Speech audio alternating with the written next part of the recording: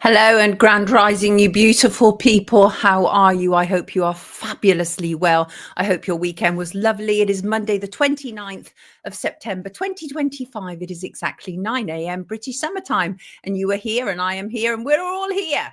How are you? I hope you are well. Welcome to the show that knows if our government tells you to go left, then you must absolutely go right. There is no reasoning with dictators. And the only thing to do with them is to remove them and not replace them. But people still think voting will get us out of this, as if this is Wake Up, the show that likes to act as a beacon in a sea of mis and disinformation. How are you all in the comments? King said it's officially autumn. It is indeed. And I tell you what, it's parky out there today. I've just been out in the garden and it is so. Yes, indeed it is. How are you all? Good morning to you all. Good morning, Wade. How are you? Grand rising to you, Poppet. Good morning, Emma and Cece and Dave B and MT70 and Colin and Robert and Synchronized Souls. It's freezing here as well, Petal. Morning, Marcuson. Marcuson says, papers, please. We're not that kind of country, right? We're going to be talking about that shortly. So what is coming up on today's Wake Up? We're going to be going all the way to Thailand, not literally, although kind of, yes, literally. And we're going to be talking to the Renaissance Yorkshire man, Alistair Lord. He's been on with us before, and he'll be speaking to us live from Thailand and just minutes before he enters a silent retreat until the 11th of October. That is no devices, no speaking, no nothing. Just sitting with oneself.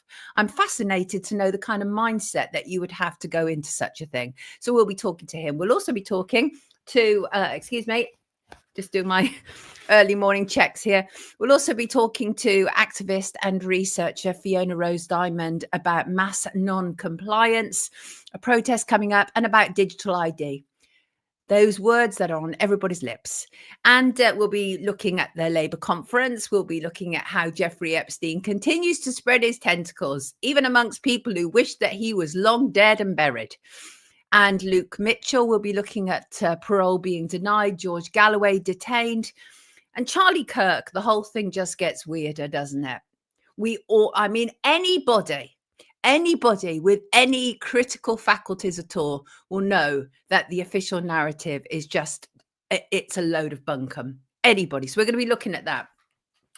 We'll also be, of course, going to your shout, where you, our viewers, get to have your say about a number of things, including a gentleman who was actually at Hillsborough. We talked about that on Friday during our Freemasons investigation. So it's really interesting to get that sort of insight of what it means to have been there. And we will end the show with an email from viewer Annette, who asks, what happens when you lose enthusiasm for life? Well, I'm going to tell you, Annette, and I'm here to tell you that it's not the end, but the beginning. Yes, indeed. How are you all? We do news different around here. And you know why? Because someone had to. How are you? How are you? Yes, Randy, it does get easier to see the show they are playing for us. Absolutely, because they always overplay their hands. Always, always. Emma's got some interesting points here.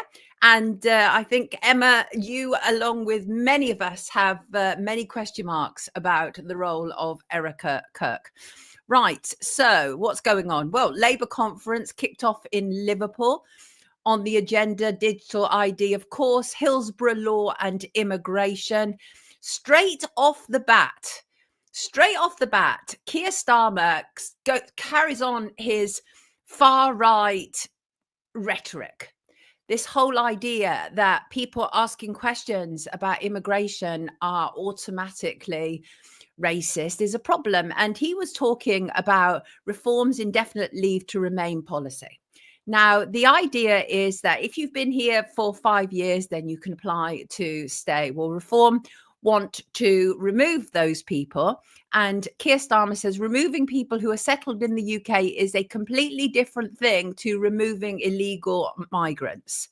The problem is nobody believes anything Keir Starmer says. I mean, who believes anything that man says? And the image on the screen, by the way, of course, is him with Angela Rayner. Angela Rayner, former deputy PM, was hailed a working class hero at the conference just 3 weeks after she resigned following her failure to pay enough tax on a seaside property, because all working class heroes fail to pay their tax on additional properties that they own. And outside, there was mass civil disobedience, people protesting on behalf of Palestine Action. And protesters were risking arrest under the Terrorism Act for holding signs which said, "I oppose genocide.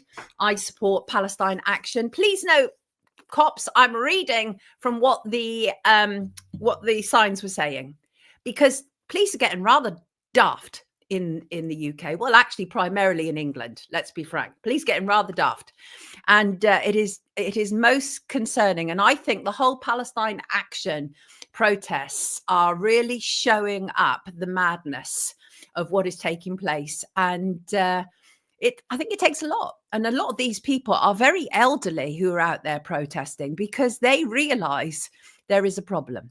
They realize there is a problem. Yes, indeed, they do. And today, I think it's interesting that today, so this is interesting for me, right? And that is Tyler Robinson, who has obviously been accused of killing Charlie Kirk. He's back in court today. He's due back in court. Whether he will actually appear or not is a whole other story, but he's due back in court.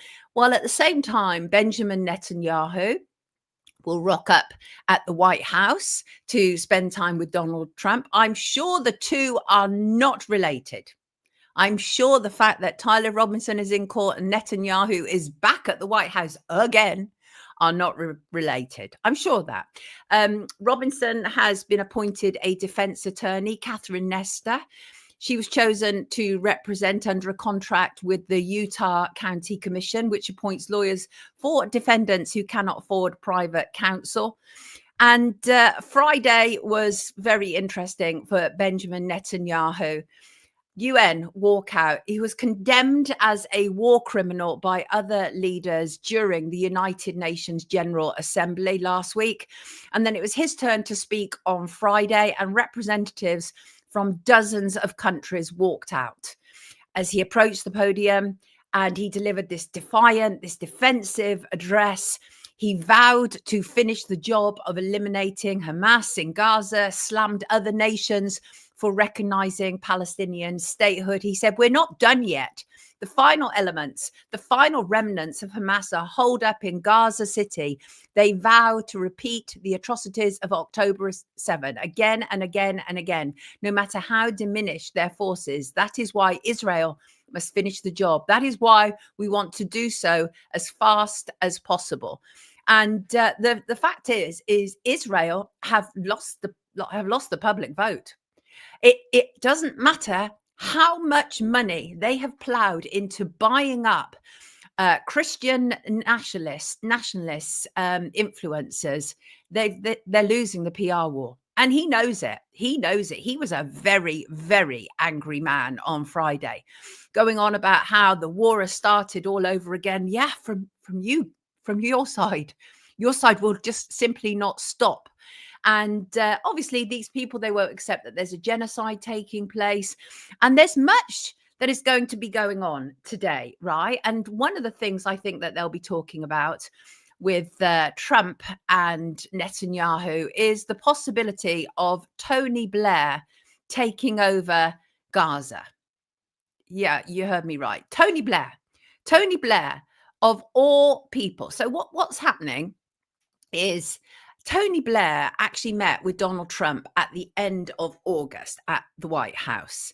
And the idea is that they are muting. And, I think sometimes what they do is they throw this stuff out into the public domain to see how we will react to it. Well, I mean, I'm not sure how Tony Blair is necessarily seen around the world, but in the UK, he is absolutely and quite rightly seen as a bloodthirsty war criminal, because that's what he is.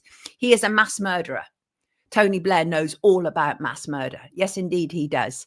And so what's happening is the White House and President Trump are backing a plan that would see Tony Blair head up what they say would be a temporary administration of the Gaza Strip without the involvement of the Palestinian Authority. Under the proposal, Blair would lead a body called the Gaza International Transitional Authority, GIT. that would have a mandate to be Gaza's, in quotes, supreme political and legal authority for as long as 5 years. See, this is outrageous, isn't it? Absolutely outrageous. So, under the plan, Palestinians would not be made to leave the territory as had been feared would occur. And they are still talking about the whole idea of the Gaza Riviera. This is the madness that Trump was promoting when he was in his narcissistic self. He put out a video, didn't he, of like himself made of gold and partying on the beach, I think, with Elon Musk and everything. And Tony Blair has long been involved with the Middle East after he finished being a prime minister and destroying our country before others took over to continue to destroy our nation. He took on the role of Middle East envoy until 2015. And the plan that was proposed at the UN for Gaza is slightly different than what it would appear that Trump and Tony Blair want. And they came up with this plan at the UN last week of the New York Declaration that would be an interim administration that would operate for just 1 year on the clear understanding that it would then hand back power to a reformed Palestine Authority with a revised constitution and after elections for a new president and parliament. And as I say, at the end of August, Blair was over there in the White House with Trump. But it's quite outrageous, really, because all of them, Trump, Blair, Netanyahu, they continue deciding the future of Palestine without Palestinians. Imagine. I mean, I remember previously when Netanyahu wasn't involved in talks and he went absolutely mad because he's a control freak. Absolute penny, evil agendas in play. Indeed, Blair in Albania, look that up. Blair is behind Starmer. Absolutely, he is 100%. We're going to be talking about that. Yes, indeed, we are. So that's what's happening today. Tyler Robinson is in court if they haven't changed it, and Netanyahu is at the White House. Although perhaps we should reverse them. Should be Tyler Robinson in the White House and Netanyahu in court. Who knows? Right. Anyway, George Galloway. You know George Galloway? George Galloway, of course, politician and media host. Here he is with his lovely wife, Gayatri.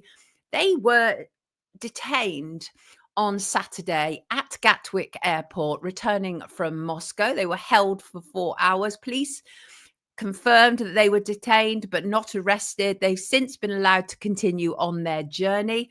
A Metropolitan spokesperson said, "We can confirm that on Saturday, the 27th of September, counter-terrorism officers at Gatwick Airport stopped a man in his 70s and a woman in her 40s under Schedule 3 of the Counter-Terrorism and Border Security Act 2019. Neither of them were arrested and they were allowed on their way." Schedule 3 of the Counter-Terrorism and Border Security Act allows police to stop, to question, to detain and search a person at points of entry to the UK to determine whether they appear to have been engaged in hostile activity. George Galloway, of course, now leads the Workers' Party of Britain, The party branded the arrest as politically motivated intimidation. And it reminds me of something similar that took place with Craig Murray, former ambassador, and also Richard Medhurst, a journalist who reports a great deal on what is happening in Israel. And they've not charged Galloway, but this is intimidation tactics, isn't it? Because George Galloway is extremely outspoken on all manner of issues, including the fact that Russia has been continually demonized, that Israel is run by demons. And he talks about those things. So I think this was pure intimidation. That's what I think. And thank you, you generous people. Thank you, Christopher Drew. Morning all. Have you ever looked into Tony Blair's nickname Miranda and where that came from? I know that rumor. I don't know whether it's true. I have done everything I can to try and have that confirmed. You're talking about the cottaging rumor, aren't you? And but thank you, Christopher, for your early super chat. I really appreciate that. And thank you, Kath, for yours as well. Very much appreciated, lovely people. So, of course, George is not happy, as you can imagine. I mean, why did they stop him? Come on now, because he was coming back from Russia. What? Anyway. Right. Talking about terrorism accusations. Mo Cara of the Irish rap group Kneecap, the allegations of terrorism were thrown out in court on Friday. What an absolute bloody farce that was. An absolute farce. Police and CPS rushed to charge him without going through proper channels like informing the Attorney General. And that was senior magistrate Paul Goldspring, who's overseen numerous cases, including Hugh Edwards, but he was overseeing this. They'd moved it from Westminster Magistrates out to Woolwich, and I think they were hoping that not many people would show up. There's loads of people for them, but the whole prosecution was thrown out. What a waste of money! What a waste of money! This was absolutely never about justice. This was politically motivated because this band dared to, on a very big platform, when they were appearing in California at a festival on a very big platform, they highlighted the injustices that had taken place in the Middle East, and they were targeted after that point by the Israeli lobby. And the police and the CPS, as I say, rushed to charge them without going through the proper protocol. Absolutely ridiculous. And the charge itself was ridiculous. It was about one of them with a flag, I think a Hezbollah flag, at a gig, and they were saying that this was, to do with terrorism, etc. And this is, I think this is so interesting. The narrative is falling apart.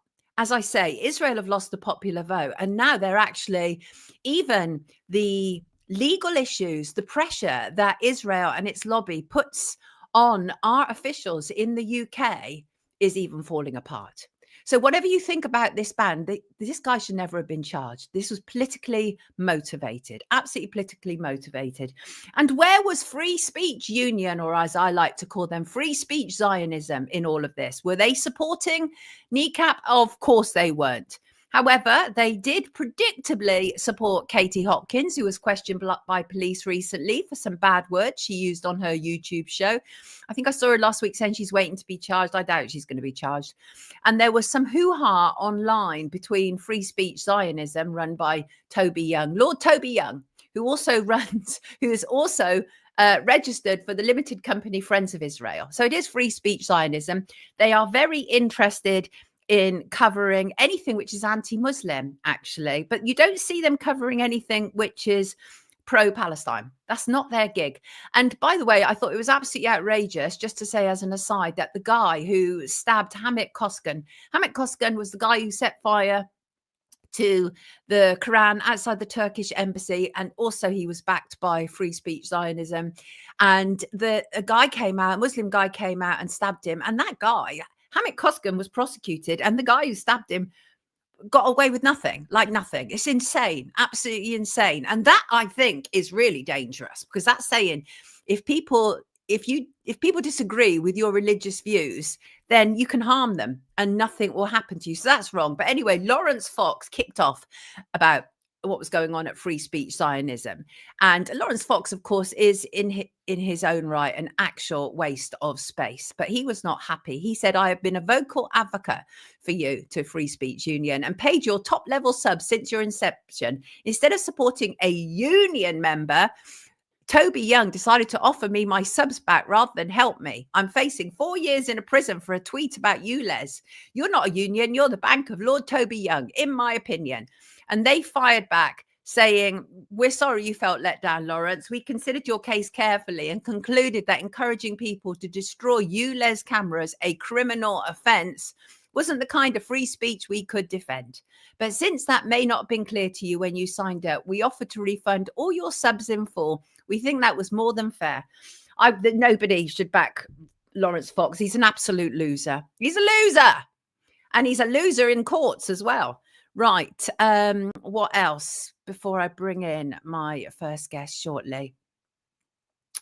This, Luke Mitchell. And this is a picture of two people who essentially lost their life and liberty. So Luke Mitchell was jailed for the murder of his girlfriend, 14-year-old Jodie Jones. He was 14 when he was said to have stabbed her to death in a woods near their home, in Dalkeith, Midlothian in 2003. He has always protested his innocence, and there was no evidence that tied him to the crime. He had his parole last week and it was denied. He was sentenced to serve a minimum of 20 years before he became eligible for parole. And we obviously had Sophie from the Luke Mitchell campaign on with us the other week. And during the period of time that she was talking to us, about 15 minutes, you lovely lot raised £1,000 towards Luke's legal campaign. And he put out a letter. He's now hoping to launch a fresh battle. His legal team will begin the preliminary work of retrieving case files and conducting essential case review. This will allow them to examine his case and the evidence to determine, they say, the best path forward. In Luke's letter, he thanked his supporters and the public as he begged for help to end his torture. He wrote, "I'll start off by saying thank you. Thank you for your attention and support, for your action and in sharing the information and concern about this brutal miscarriage of justice. And not least, thank you for your donations towards securing independent legal representation against my wrong conviction. Given my very recent denial of my recent bid for parole, this takes on ever greater importance. Another miscarriage of 12 months of being left to rot for a disgusting crime I did not commit. 21 years or 252 months plus another 12 and counting. 21 years for the age of 15. At this point, I will be 38 before the chance at even starting my life." And he talked about how people talk about how life begins at 40. But as he quite rightly said, that's with the benefit of having actually lived and experienced your life freely as much as you can in our society up to that point, which he hasn't been able to. And he said, so I'm begging you all, to all of you, to lend your support, voices and outrage towards stopping this brutal destruction of a 15-year-old's life from continuing into year 22 of torture. If you're in any doubt, think it's happening to him, it could easily happen to someone I love. So please do everything you can to help. And thank you again, Luke. I think many of us kind of thought that he'd be denied parole because it's one of those cases, and we've talked about this, where he was so seriously demonized and lied about. They made him out to be this demonic goth when he wasn't at all. Actually, he was quite a nerdy kid. But that was how he was made out to be. The media exploited him. There was one Sky interview as one example when he was still very bewildered from what was happening. And they interviewed him, I think it was at his home. And that set in people's minds this idea that he didn't care. He cared about nothing but himself. Awful. He was a kid. Absolute. And he was exploited. And there is every reason to believe that poor Jodie, her murderer/ers are still walking around. Very sad before. Trinity has not heard about this case before. Shug said, utterly stitched up. Shug is a Scotsman, and in Scotland, many people are absolutely aware. But you know who is absolutely horrendous towards Luke is the Scottish press. I was reading some of the media since he had his parole denied, and the wording they use, like evil, wicked, I mean, just awful stuff, because that's they were part of the narrative. They were part of the narrative that framed him. This is I believe this is a framed man. And it's awful. Year after year after year, we hear of one miscarriage of justice after another. This guy did not get a chance to live. Imagine if that was your 15-year-old framed. Absolutely horrendous. And I see that the Epstein fallout continues. Absolutely continues. Let me just bring in a picture of two incredibly dodgy people. I'm sure you know them. And the thing about the whole Epstein thing is they may have killed him. They may not. But his legacy is not going away. It goes on and on forever. And there's no doubting the fact that he had incredible connections, and not least amongst these two. Just found them. This is, of course, Sarah Ferguson and Prince Andrew. Charities last week were dropping Sarah Ferguson quick and fast after the latest revelations. And it turns out that Sarah Ferguson, like her ex-hubby, although they're still thick as thieves, they still live together, even though they're divorced. But it turns out that Sarah Ferguson was like her husband, all over Jeffrey Epstein's appendage, all over it. And it turns out she's a bloody liar. We kind of knew that, right? She's been dropped by a small mountain of charities. What the reality is, because they keep not leaking, they keep putting out these documents now to do with Epstein. And it is primarily the Democrats who are putting them out now. And the whole continuation is, what is happening with those files. So they keep dropping this correspondence. And this latest correspondence was so when all the revelations came out about Jeffrey Epstein after he'd been convicted, all these different stuff, the first conviction, Sarah Ferguson took to the media and she publicly disowned him. She said, that it's disgusting human being, he's not a friend of mine, all this kind of stuff. And she said, she was distancing herself from him. And then what happened? It turned out that even though she publicly disowned him, she then wrote these gushing private messages calling him a steadfast, generous, and supreme friend. She admitted to him that she only distanced herself from him to save her own reputation. She humbly apologized to who was then a convicted sex offender. She humbly apologized, her words, for letting him down. She said she had been told to speak out and distance herself if she wanted to save her career as a children's author. Who the hell wants their children reading stuff written by Sarah Ferguson, knowing the kind of people that she's been surrounded by? And she sent this groveling message to Epstein saying, from the truth of my heart, and that was less than 2 months after telling journalists, I will never have anything to do with Epstein again. And it's rumoured, according to Andrew Loney, who was on with us recently and has written that book entitled, it's rumoured that Epstein gave Sarah Ferguson at least £2 million. Sarah Ferguson was always a liability. She's vulgar. She was crass. She's greedy. She's opportunistic, just like her husband. What could possibly go wrong? Now, to try and save face, you had Charles's lobby leak this information, quote unquote, to the Sunday press yesterday, saying Sarah and Andrew will not be allowed to go for Sunday dinner with the rest of the royals. Who cares? Who cares?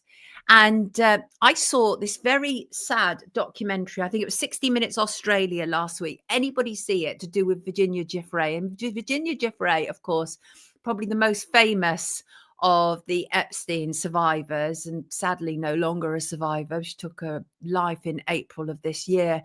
And the documentary, and obviously she accused Prince Andrew of sleeping with her, and in a jurisdiction where she would have been underage in America. She was said to be 17 when she had sex with Andrew in the UK, which is of age, above the age of consent, but only just. But he, of course, denied it. And it was said that he paid her in the region of £12 million, which was paid by Queenie, his mum, shortly before she died. Anyway, this documentary with Virginia Giuffre, absolutely heartbreaking. And it talked about the kind of domestic violence pressure allegedly that she was under. And it talked about her husband, about how Robbie Giuffre had already been convicted previously in the US for domestic violence against her. Yet for some reason, when Virginia alleged at the start of this year that he beat her up during a family break to celebrate one of their children's 15th birthday, she was treated like the problem. Court and police believed him. They didn't join the dots. And this documentary was absolutely devastating. I am in almost no doubt whatsoever now that poor woman was at the end of her tether. She couldn't see her children.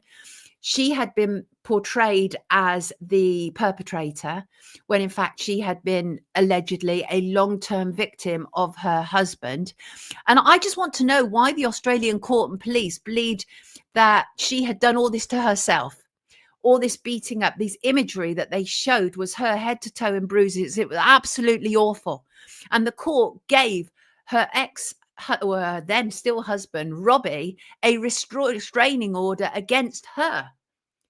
And yet when they were living in the US, it was him who had been convicted for domestic violence against her. Really terrible stuff. I believe that Virginia absolutely had enough. She'd had years of abuse. She'd taken a lot. I didn't always find her to be honest or truthful, and I've said that before, but I still think that she was somebody who was beaten down by life, and quite literally, it would appear. Really terrible, devastating stuff. And just before I move on from that pair and Epstein, Elon Musk was also named by a number of news outlets, claiming that on December 6, 2014, there was an entry in Jeffrey Epstein's diary querying whether Elon Musk would be joining him on the island. And Elon Musk has come out saying, shame on Sky News for this utterly misleading headline. Anyone pushing this false narrative deserves complete contempt. Epstein tried to get me to go to his island and I refused. Yet they named me even before Prince Andrew, who did visit. I take his point. And of course, there's a whole fallout that is happening around Trump and Melania and Epstein. And I want to follow that up because it was interesting when Andrew Loney appeared on here recently, and I asked him about his publishers having to remove excerpts from his book, which related to allegedly Melania having a relationship with Jeffrey Epstein a year before she started a relationship with Trump. But I think there is every reason to believe now that those passages may be making a re-entry into the book. We shall see. And right, the one-eyed man, Elon Musk wanted girls to ride on his rocket. Goodness me. Don't like the sound of that at all. Right, I want to bring in my first guest. He's with us. This is fantastic, right? And there we go. Here he is. Alistair Lord, the Renaissance. Morning, Sonia. Good morning to you. You're in Thailand. How is it there? Yeah, it's very nice. Not too hot. It's been raining a bit. It's rainy season at the moment, but the weather's fantastic. It's really nice at the moment. What are you doing there? And what are you going to be doing very shortly? So I used to live in Thailand. So I was an English language teacher for nearly 30 years. I lived in Bangkok for 5 years and Ayutthaya, the old capital, for 4 years. But I'm actually here at the moment as a tourist, more or less.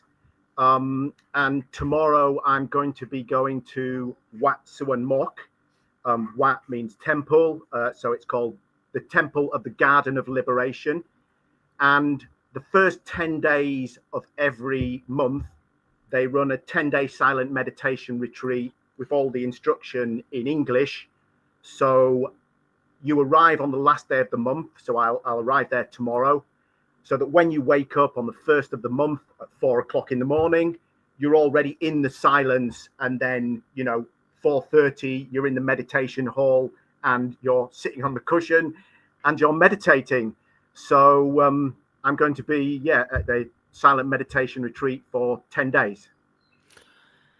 I mean, where do we start with that? I cannot imagine a world without. I'm surrounded by devices, which as a journalist kind of is expected, to be fair. I wouldn't know what to do. I have recently, though, over the last couple of months, weaned myself off social media, and the difference in me is tremendous. What are you hoping to get out of this? So, I mean, I've been, this will be the 9th time I'll have visited. 9th. Yeah. So I first went to Thailand as a teacher in 1996, and I was there for a year. And so I did my first retreat at the center in November 1997. And I find personally that when I have a daily meditation routine, and sometimes I do and sometimes I don't, because, I'm not always consistent. But I find that when I do have a consistent meditation routine, my life goes better. It's like I'm calmer, I get more things done, and just my life is better in general. It's kind of hard to explain, but the mind normally is jumping around all over the place. They have this expression in Buddhism, the monkey mind. So either your mind will go to the future and you're kind of speculating on things that might happen, or your mind goes to the past and you're remembering things, someone did something against you when you were at primary school, your brother did this, your sister did that, one of these friends stole some money, borrowed money and didn't pay it back, and your mind's always jumping from the past to the future. And the point of vipassana, anapanasati, mindfulness with breathing, which is what they do at this retreat center, is to bring your mind to the present. So you're focusing on your breath to the exclusion of everything else, so that your mind is in the present moment and it's not going to the past and it's not going to the future. It's very intense, isn't it? So let me just get this correct, right? So obviously you've done this, as you say, 9 times before. Is that right? Did you just say 9 times before? 8 times at this particular retreat center, but I once went to a different retreat center in another part of Thailand that does the Gwenka method of meditation, which uses the body as the object of meditation rather than the breath. So it's a slightly different method, but essentially the aims are the same. And so you're going to be waking up there at 4 a.m. tomorrow morning, as you say, and this will be the first 10 days, and this is something they do on the regular. Are you going to be with other people? Yes. So at the retreat center, there's 4 different dormitories, 2 male, 2 female. So men and women are separated. So I'll be in an exclusively male dormitory. There's no like regular showers. There's kind of like these concrete circular pools that you fill up with water, and you have a bucket and you wash yourself with a bucket. I mean, it's not Gwyneth Paltrow, it's not a Gwyneth Paltrow wellness retreat, No, I get you. It's not a Hollywood version of it, right? It's kind of a bit primitive, shall we say? Yeah. Right. I mean, you sleep on a concrete bed. The bed's made of concrete. You've got a bamboo mat on top of the bed and 1 sheet.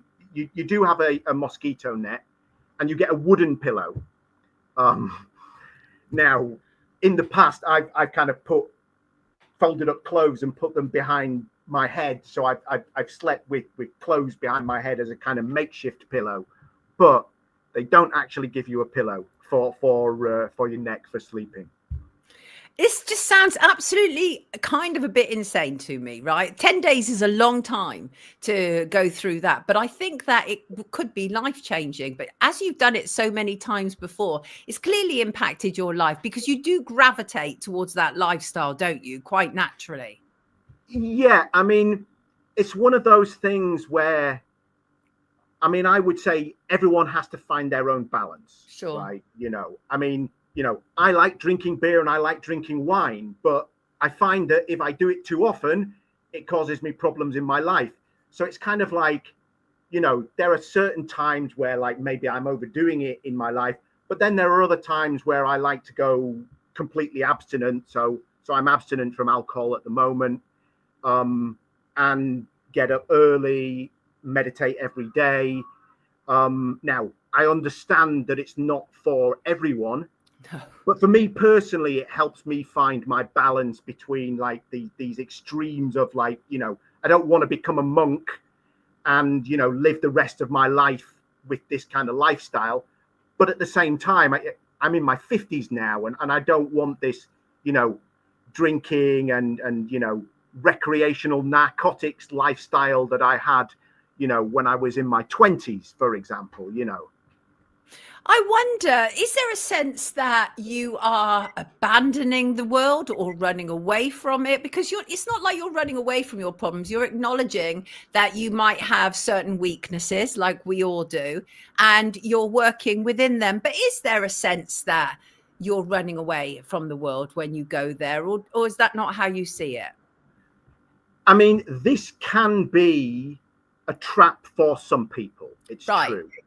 Now, there's this Buddhist story that I remember hearing at the retreat center once, and so it's a story of this monk, and he's been meditating for like 25 years or something, a long time, and he's nearly enlightened. He's close to enlightenment, And he's walking up a hill one day, and he sees this villager with some sticks on his back. But he kind of knows that it's not actually a villager, and it's some kind of like supernatural entity. And he says to this deva, as they would call them in the Buddhist tradition, he says, "What is the meaning of life?" And he drops the bundle of sticks on his back. And the guy says, "What, is that it?" And then he picks it back up again and walks off. So it's kind of like there's this sense of there's times in your life when you need to get out of the world and be on your own and have this me time and deal with your issues, but then you need to go back into the world. Right. But you're right, there can be for some people this kind of what's sometimes known as like spiritual narcissism or spiritual bypassing. Oof. Now, that is an issue for some people. But the point is that for most people who do retreats, is you then go back into the world, but kind of a calmer and more balanced individual. So you're more useful to yourself and for the people around you. Yeah, some good kind of downtime is always good. I just wonder, how easy is it not to talk when you have other people at the retreat? And obviously you're all operating under the same rules, but that must be quite difficult, because you just talk automatically, don't you? You see somebody and you just go blah blah blah blah blah. It's just an automatic thing. So you actually have to be mindful about not even talking, I presume. Yeah. So my experience. So the first time I went was November 1997, and that was the first year that I lived in Thailand. Now, I couldn't hack the silence the first time I did it. Now, I was only 26 years old. Wow. And I bumped into this other guy who was English, who was a bit older than me, and he was a smoker, and he couldn't hack the silence either. So we would, on an evening, we would walk around the perimeter chatting, and he would smoke, and I don't smoke, and we would just chat. So the first time I went, I couldn't hack it. Now the second time I went was in February 1999, and it was just fantastic. I was so in the right headspace that just not talking to people was such a luxury. Right. Because it's like this double thing that you don't have to listen to your own bullshit, because let's face it, a lot of us talk a lot of bullshit a lot of the time, but you don't have to listen to anyone else's bullshit either. Now your mind is talking to yourself. Right. That what I was just going to say. So, right. Okay. Yeah, I mean, you do have to make this adjustment, and some people can't hack it. And I remember when I was there last time. So the last time I was there was November 2022. And that was the first time I'd been in Thailand in 10 years. And when I was at that particular retreat center, they said that the majority of people who drop out on day 3 or day 4. And you do notice that there are, one day there's a particular person who was sitting at a particular place in the meditation hall, and they're just not there anymore. So some people do drop out. And yeah, usually by day 3 or day 4, that's when most of them realize that they can't hack it. What about, so I started by talking about how I've kind of pulled myself away from social media and benefited from that. And I do definitely feel that I'm able to see bigger pictures much better and more clearly than I was, because obviously social media drags you into very minute things and very petty things of life. So was there something very specific you wanted out of this one? Because it's fair to say now you're very experienced at this. You know what it entails, and you know how you feel at the end of it. So is there something specific you want from this particular one? Okay, so yes, is the simple answer to that. So there's some different types of meditation that I've been experimenting with that I want to dedicate more time to. So one of these is a Taoist meditation called running the microcosmic orbit. And this is, Taoism has different types of meditation from Buddhism. So this is kind of a meditation using the energy body. So it's a bit more kind of esoteric. And I haven't really gone deep. I've experimented with this, but I haven't really given too much time to it. So I want to experiment with that. But also kind of in the last 5 or 10 years of my life, I've been doing a lot of Jungian shadow work and doing a lot of journaling with it. Now, it's much easier to do this when you're in the silence, because after a certain amount of time, like let's say it takes maybe 3 or 4 days to really adjust to the silence, but by day 5, you're really into it. And your kind of subconscious and your conscious mind come closer together. So it's kind of easier to dialogue with different aspects of yourself. And this, I don't know if you've heard of internal family systems. No, talk to me. Yeah, so there's this book, I think it's written by a guy called Dr. Richard Schwartz. I think that's his name, Internal Family Systems. And basically, they treat the mind as if it's a family, right? So you've got multiple sub-personalities, let's say. Some of them are quite functional, some of them are quite dysfunctional. But they have different wants and needs. And when you're doing self-sabotaging behavior, right, a lot of this is because particular sub-personalities are not getting their needs met. So they act out and cause you problems because you're not meeting their needs. Now, if you can dialogue with these different parts of yourself, which I have done on occasion, and there's certain techniques for doing this, well, first of all, it makes it easier to find out what their wants and needs are. And when you know what their needs are, it's much easier to meet the needs, because you don't know what the needs of these kind of sub-personalities are, then it's really difficult to meet those needs.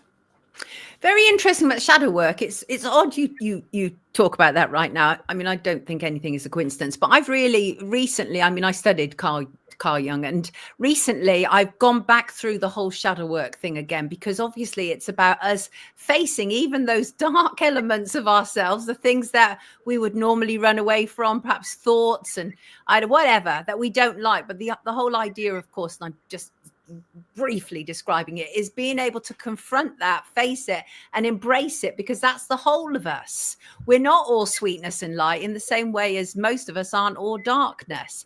How close do you think you are getting to being able to fully embrace the more shadow, darker elements of your personality, who you are, your makeup? A lot closer than I was 5 or 10 years ago, that's for sure. I mean, if you want truffles, you've got to get down in the mud with the Indeed. pigs, right? Now, some of this relates to anger, right? Now, I've had an anger management issue since I was a child, right? You know, my father had an anger management issue, and I kind of got it from him. But my relationship with it is completely different now than it was 5 years ago. Right. Now, one of the things about anger is, I would say, there are 3 different types of anger. So the first one we could call egoic anger.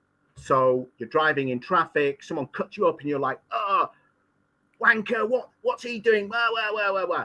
Now, egoic anger serves no purpose. It inconveniences you, and it inconveniences, makes you feel like crap. Yeah. And it makes you feel like crap. So with egoic anger, we're trying to get rid of it as much as possible. If possible, eliminate it, although that's unlikely. But I mean, you know, in my own case, I've shrunk it by, you know, I don't know, 70 or 80%, let's say, you know. Good going.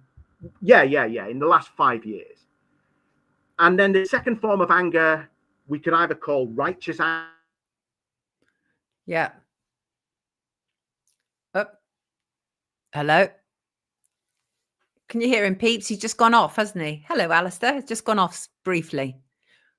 But the second point of anger, righteous anger. I know righteous anger. I can't hear you. I can't hear you.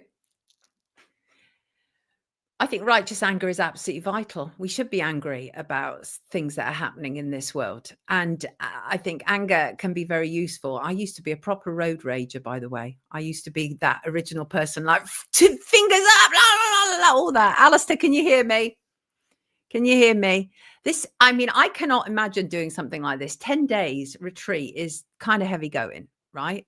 Let me read some of these comments. Shug said, I like solitude. If I need to get rid of visitors, I just get the guitar out.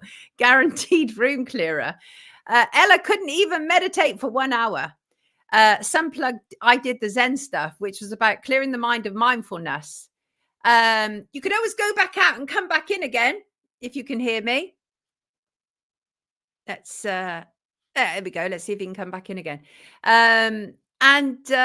I just think it's fascinating, the whole idea that he's preparing 10 days of not talking to anybody. I think that's amazing.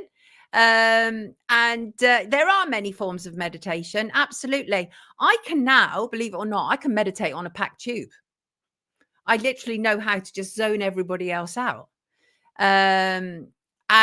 Thinking too much can give headaches, Stanley. I see. Got you. Oh, let's see if we can just bring him back in to finish off this conversation. That would be very nice. Can you hear me? No, look at that. Isn't that awful? Penny, getting in touch with your inner being, your own brain. That's where your true power lies. Markson is making some very stereotypical associations with Thailand, which don't include retreats. I see. Got you. Alistair. No. Oh, well, I can't hear you.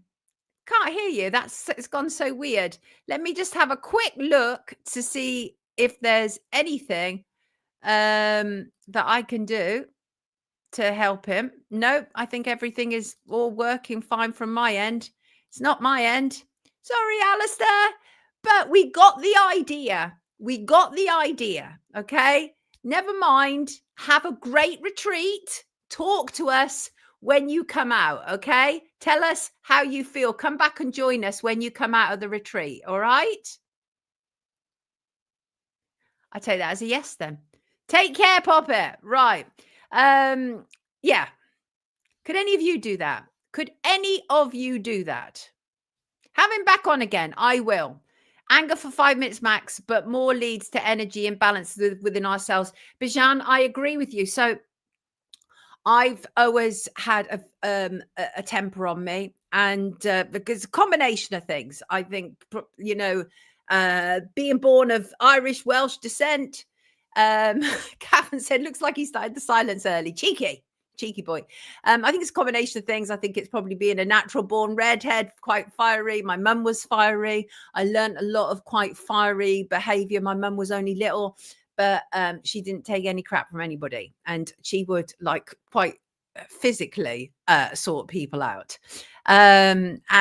Yes, my temper is the worst, says Shinri. I like meditation, but only do 30 minutes maximum, says Freedom Journey. I hear you. Suppressed energy, says Make Orwell Fiction again. I'm a redhead, Leo, Irish family, says Blue Nomad. Me too.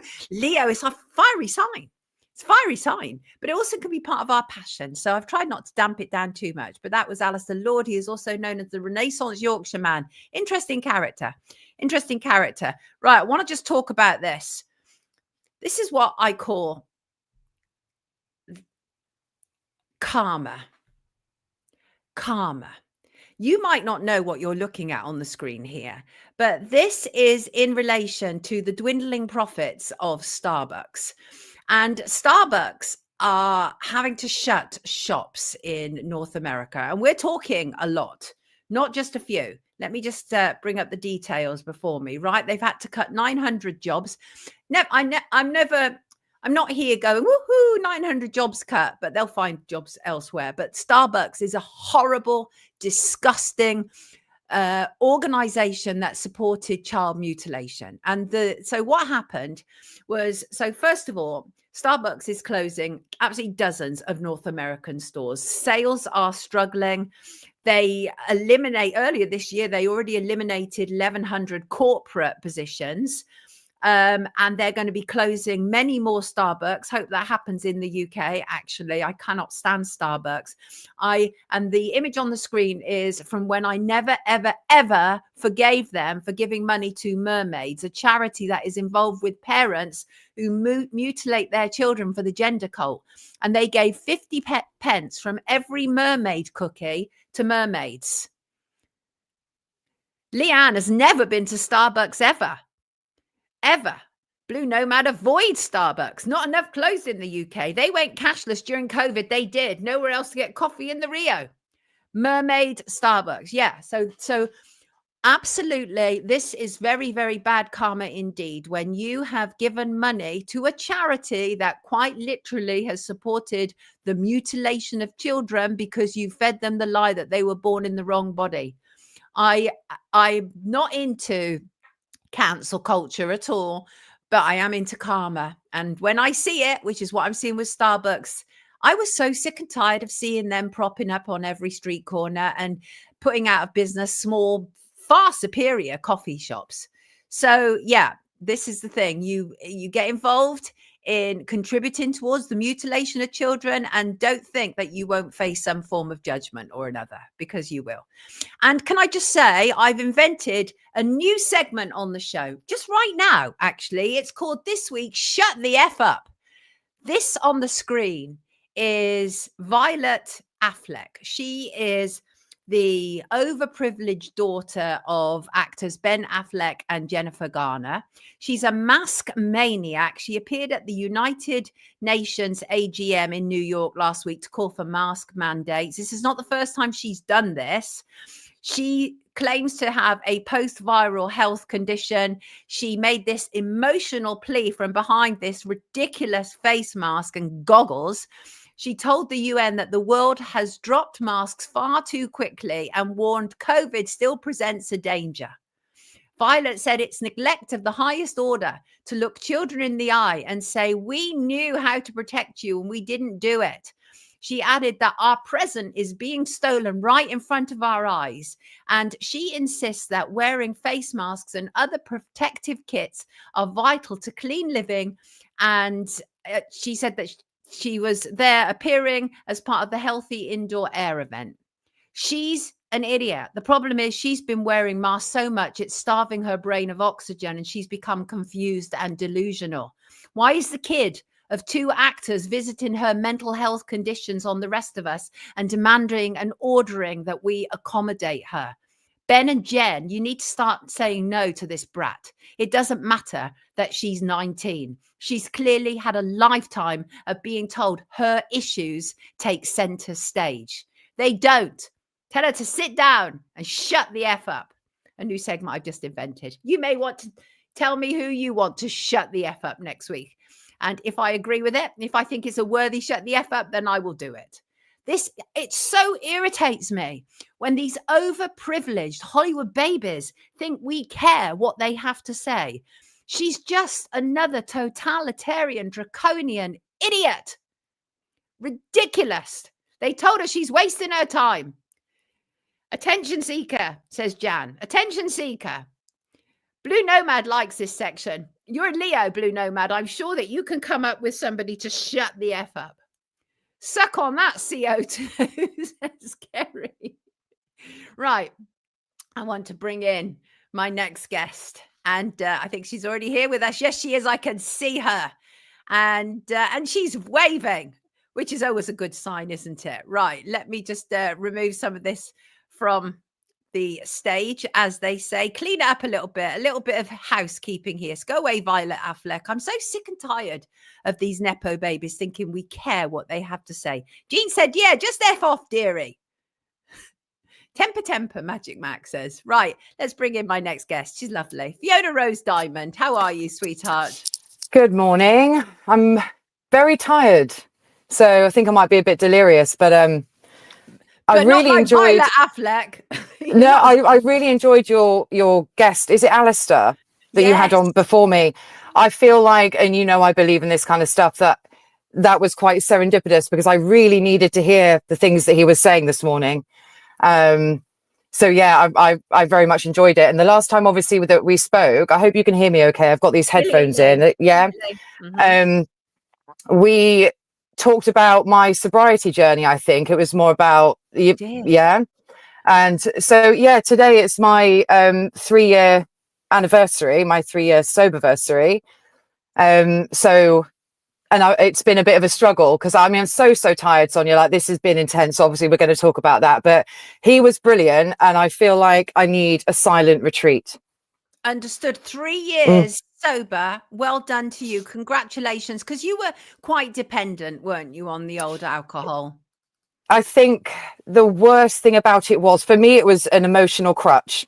The day I decided to stop drinking, I mean, it was the day after I had taken an overdose and tried to take my life and woke up in hospital. And I got to that point because, and I'm very honest. Like, I don't care what people think of me. You can't even help yourself. I know, we're both Welsh Irish and both Leos, so I don't think it's a coincidence. So I really struggled because I felt like, people that know me know that I've been going from the beginning, fighting for, in general, truth, justice and freedom, and fighting for humanity. Some people know that I don't live that well, so I sacrifice everything I've got to fight for humanity. And I had started in very early in 2020, before we were even locked down.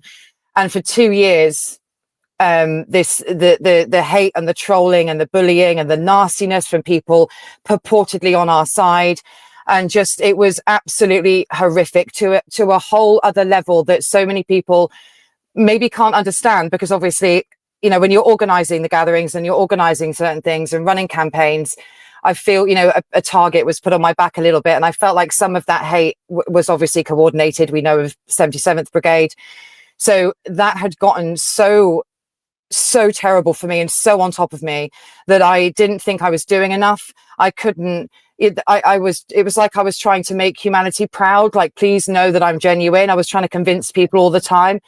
And the hate got so much that I drank for 3 days straight. I think I went through about 45 pint cans of cider, which was my drink, but for 3 days. And to be fair, I've done some pretty stupid things sober as well. Let's not completely blame alcohol, but I was very, very angry. And just as Alistair was talking about righteous anger, I was very, I've got personal issues from the past that so many people have, and that we don't know about each other. And I think that whole kind of be kind phrase really, really matters, because you have no idea what somebody's gone through. Right. You have no idea. You've never walked a day in their shoes. And when I did what I did a video, and I talked about the people that I felt were bullying me. And then, I took some tablets, and then my mother called an ambulance. Thank goodness my front door was open, and I woke up, but immediately I thought, what am I doing? Like, I've been blessed with life. I'm on this earth for a reason. I don't need to look and listen and see any of the hate that's going on. But it really drove me to that point. And I think it always happens when we're on the verge of something quite significant. And obviously, and I've learned so much in the last 3 years. I've been, honestly, I've the shadow work that Alistair was talking about, he just kind of re-inspired me again today, because I this morning I woke up, I've had about 3 hours sleep, and I've been working really hard on getting the website up and running, and anything to do with the campaign, because it's not just one day. And I just want to thank my friend Sharon, who might be watching this. She's actually vaccine toxic injectable injured, and she's been a massive support to me, and she listens to my, she's kind of like my second mum sort of thing. And Angel, Cheska, Alex, I just want to say thank you to all those people who at the moment have helped me through some, because it's ramped up again, but I reframe it now. The hate always ramps up, and it's so coordinated. And then I'm obviously accused of all these different things. I think, isn't it time we start scrutinizing the people that are shouting and screaming about people? Damn straight. And most of the time they're anonymous. They could be anybody. They could literally be 77th. I mean, I've gone through all of that. It's like a trial by fire, really, because the moment you start to become a public figure, you obviously have a target on your back to a certain degree. There's always somebody who doesn't want you to say anything, right? And so I get that, I do, and it's interesting. So I don't believe there are coincidences, and certainly you and Alistair being on the same show today is not.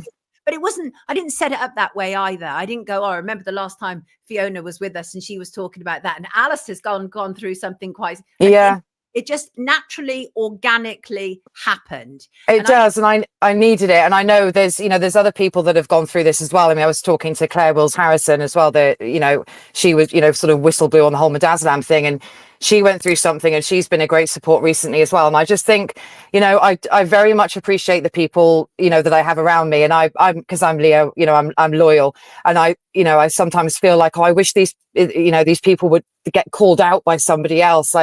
Because I don't like to do this. I don't like to name names. I don't like to get, into the, because I just give them more clout. You're talking about me. Exactly. You get more likes and clicks when you're talking about me and views on your videos. And some of the videos circulating, back in the day, 2020 to sort of April of 2020 or March of 2020 to September of 2022, I was drinking. I was very angry.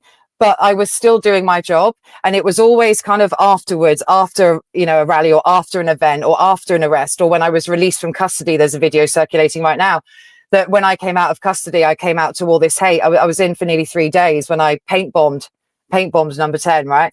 And was arrested for criminal damage. And the hate was, again, it was really sort of amplified. And I had lots to drink and I went online and, I have looked at myself and my behavior. I have done that shadow work. I have done the inner work. But it's not something that you do and you complete and then you move on. It's a constant process. And I have acknowledged my sort of wrongdoings. But the thing is there's people that, they like to say things again that are completely made up. You get all these sort of accusations together and then you show this video, and it doesn't look great. But, we all make mistakes. And as I say, you don't know, you've never walked a day in somebody else's shoes. You've never walked a day. You don't know what that person's been through. And the only thing that matters right now is my fight continues for humanity. The only thing I care about is humanity and fighting for our collective freedom. And I don't care where you're from, faith, race, creed. I do not care, left, right. We come together, don't we? And by the way, one of my friends made a very funny comment about that, about these people who sit on the sidelines criticizing us. And he said to me once, I'm paraphrasing, he said, isn't it ironic? You're out there doing it and they're there with the whip saying, I'm not doing anything, but can you work harder? Can you go faster? Can you do more? And I always think of that now whenever I get trolls or critics. It's like, what the hell are you actually doing other than being anonymous and being a twat online? It's just it's the criticism. I think you get the standard stuff like, why are you protesting on a Saturday? I've done probably about 40 weekday protests, right? And obviously the weekday protests during lockdown were slightly better attended because everyone was furloughed. No one was going to work. This is what you're actually referring to, right? This is a mass non-compliance event, which is on, you've got the details here, Saturday the 18th of October. Saturday seems like a perfectly reasonable day to have it, actually. When the state overreaches, the people push back. So we're going to be talking about digital ID, but before we get there, I want to play Keir Starmer and what he had to say, okay? Try not to spit, but feel free to if you want, right? Here we go. Just makes me laugh now. This government will make a new free of charge digital ID mandatory for the right to work by the end of this Parliament. Let me spell that out. You will not be able to work in the United Kingdom if you do not have digital ID. Right, you will not be able to work in the United Kingdom if you do not have digital ID. People are already saying to me, this is not going to happen. He's not going to get it through because obviously we've seen this for a very long time, right? Tony Blair, when he was in the 90s, in the 97 round from there onwards, did everything he could for us to have a national ID scheme. That failed miserably. He's still behind it now. He's still very much involved. He Keir Starmer is Tony Blair 2.1. So talk to me about this protest, your thoughts about digital ID, about mandatory digital ID. You've done so much research into all of this, but as you said quite accurately, this is not a single day of action. And I think that start from that point, because people need to realize that we need to do such an almighty pushback, but I think it's possible that we can still do it. Oh, 100%. So yeah, no, it's a mass non-compliance campaign. It's similar to the campaign and, you know, protests that I ran for the NHS jabs. And that was very, very successful. 10 days after, we went out on a Saturday with hundreds of thousands of people. We sent a message. They threw their uniforms over the gates in number 10, which obviously was, you know, my idea. I pushed for that to happen because they were initially reluctant. And yeah, well, you've got to send a message, haven't you? And, so the reason it's on a Saturday, obviously, is because the attendance is higher. I think we've learned in 6 years, like I said, I've done about 40 weekdays. I've done various different types of action. I have done more than obviously just, you know, street action as well. And I think it's really important that we start having conversations. So the campaign itself is sustained. It's not just one day. I think when people get to know the website and the actual campaign, that they will see that, because I'll tell you what my actual aim is with it. But obviously I want to make that statement. We need to act now. I announced this at the beginning of August. The save the date was put out, you know, after I'd actually sat down and we knew what was coming. When you know the destination, you can see the journey. Now, I think most of your viewers will know about the Sustainable Development Goals, the Agenda 2030, which is obviously not a conspiracy theory, which what has been touted as that for years. Now we know it's their World Economic Forum, their involvement. And obviously the BRIC card proposal was actually published, I think, in June of 2025.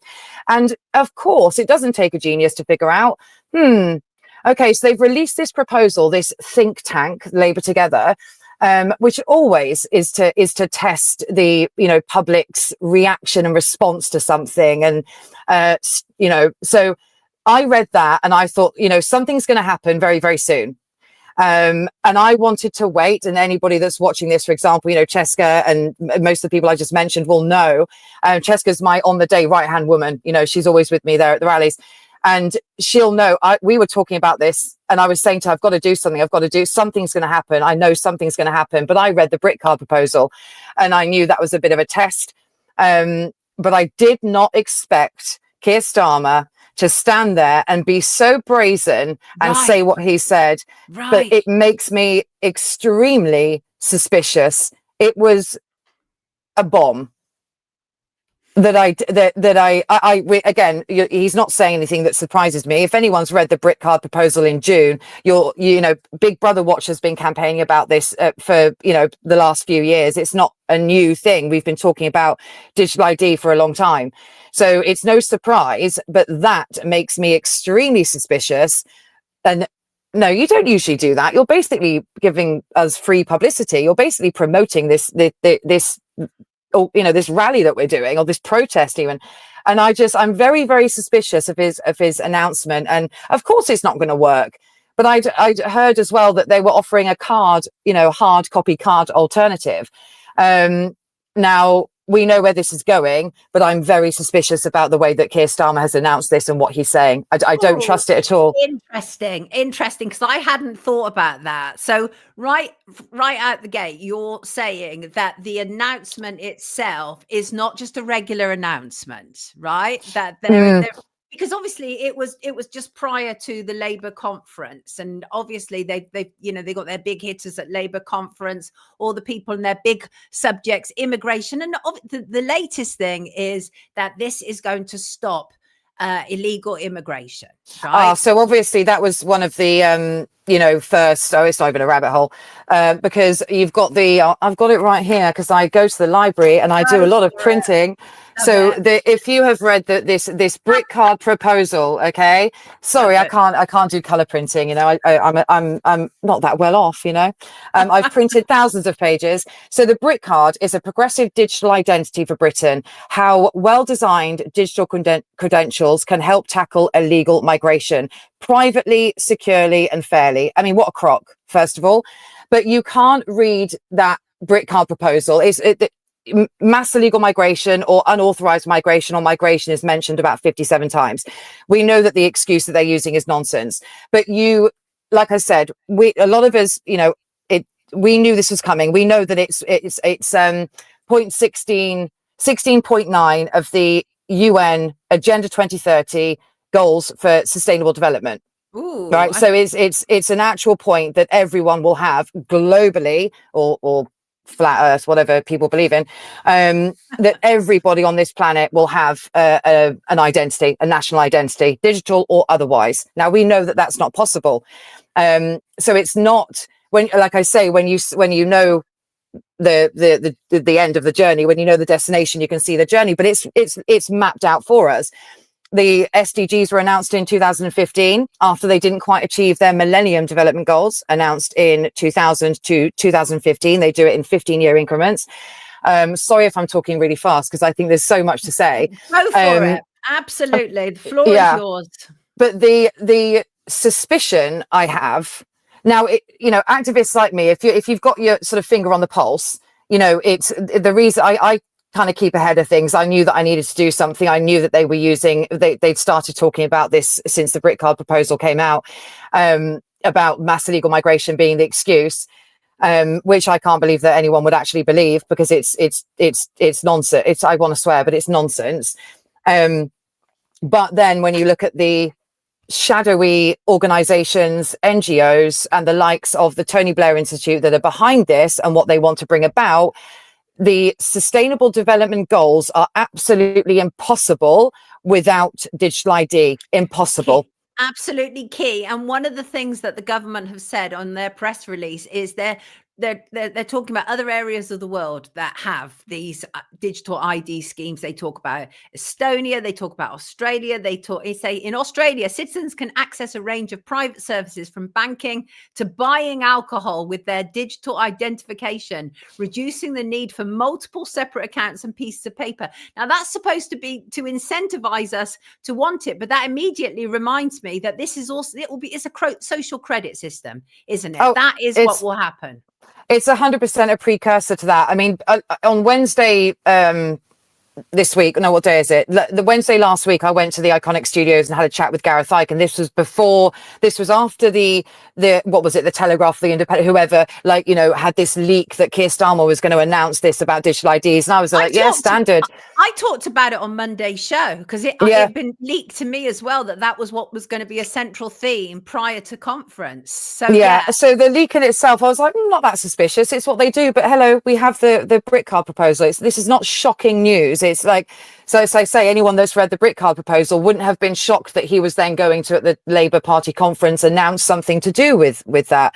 But then for him to then follow that up before the party conference and say what he said, that is what I'm suspicious of. And I think the current coverage of digital ID is all about, is all about what it is, the basics, the right to work, the right to rent, because that's what the BRIC card proposal addresses, mainly the right to work to, stop illegal employers, and the right to rent to stop illegal landlords. They look like they try to sort of portray that they're addressing these problems. Now, anyone that's willing to employ or let someone live in their property illegally is not going to suddenly start asking for digital ID. So it's just nonsense. Right.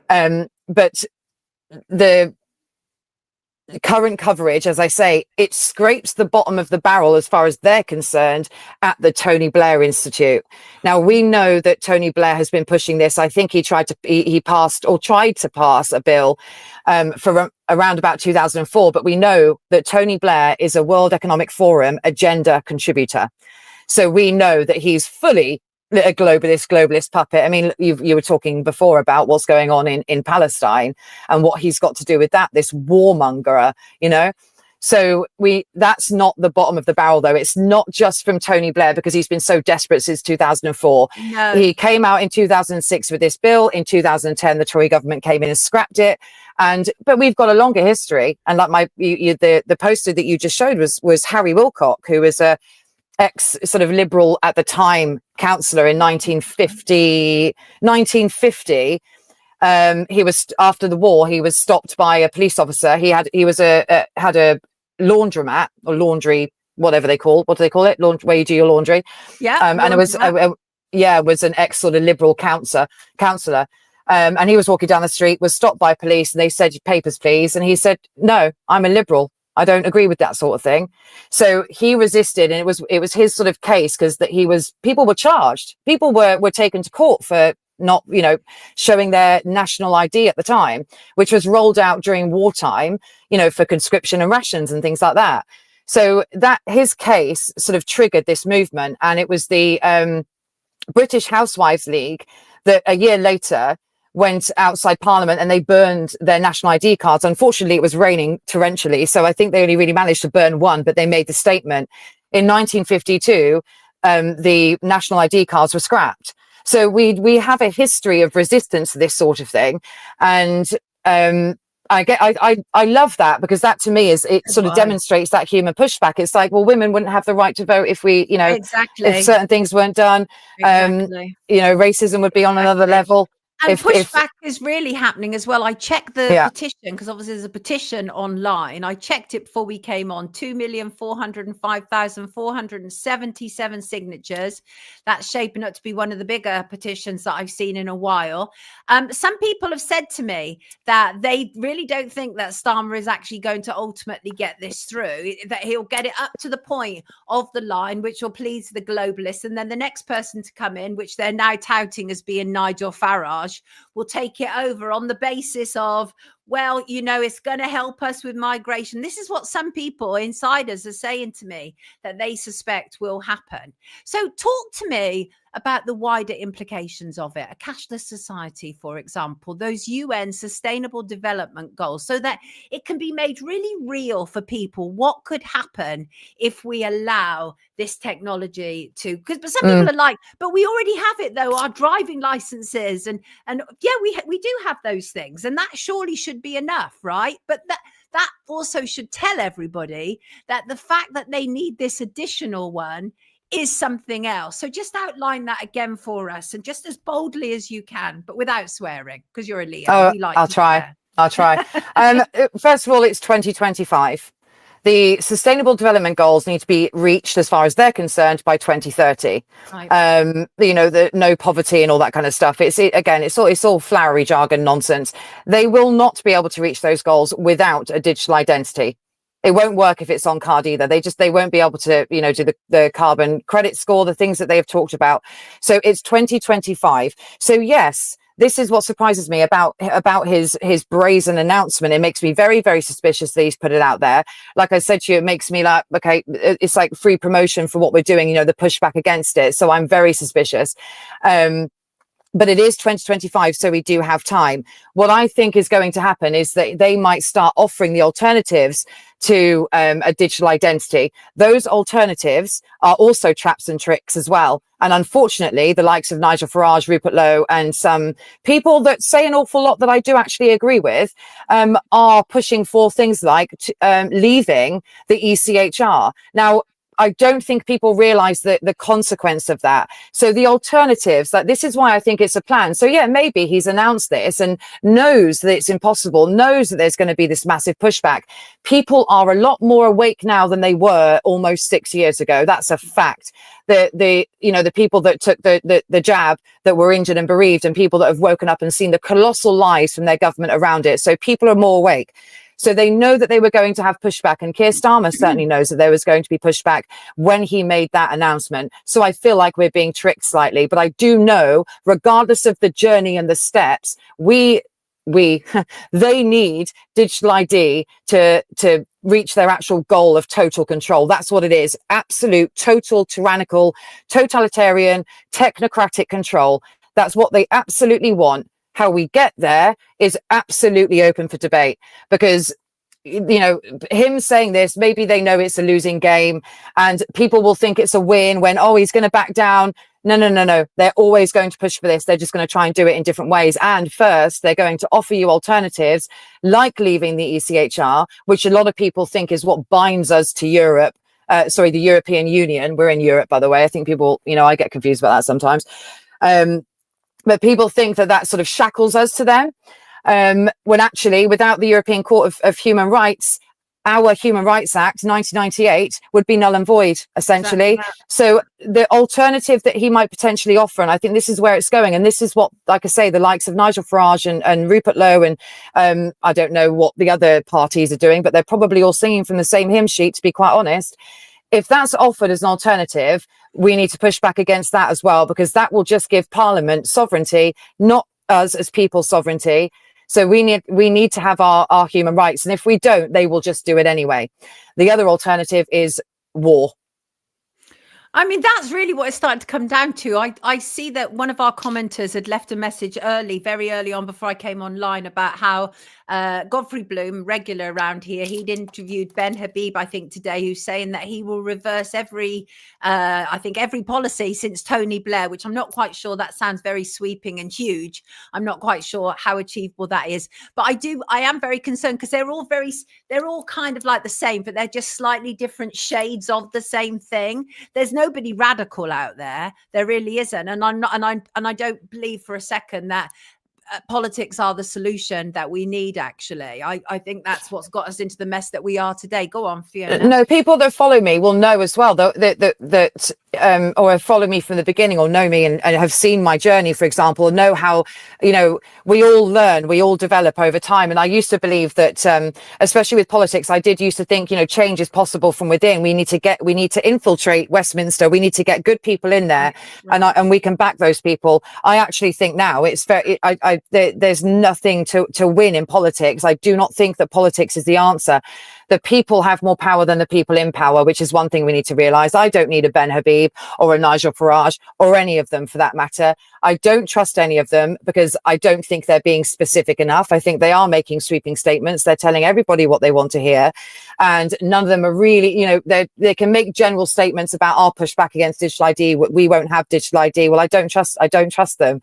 We've got to look at the playbook and see what's happened throughout history, because one way or another, they need it, and they're all under the influence. Westminster is under the influence of the globalists. And I do want to talk a bit more about that, because I said people think they're scraping the bottom of the barrel when they get to the Tony Blair Institute and his influence, but that's not as far as it goes. But I just wanted to say the alternative about leaving the ECHR is what they will try and offer, to say, well, okay, we'll do that, because then we can deal with the migrants. We won't, we can just sort of chuck them out, basically. They'll make it look really appealing, and then they'll do that, and then they'll bring in digital ID. The other thing is, Keir Starmer could say we're at war with Russia. Again, invoke the Civil Contingencies Act, become all powerful, and then do that, and then just force it upon us anyway.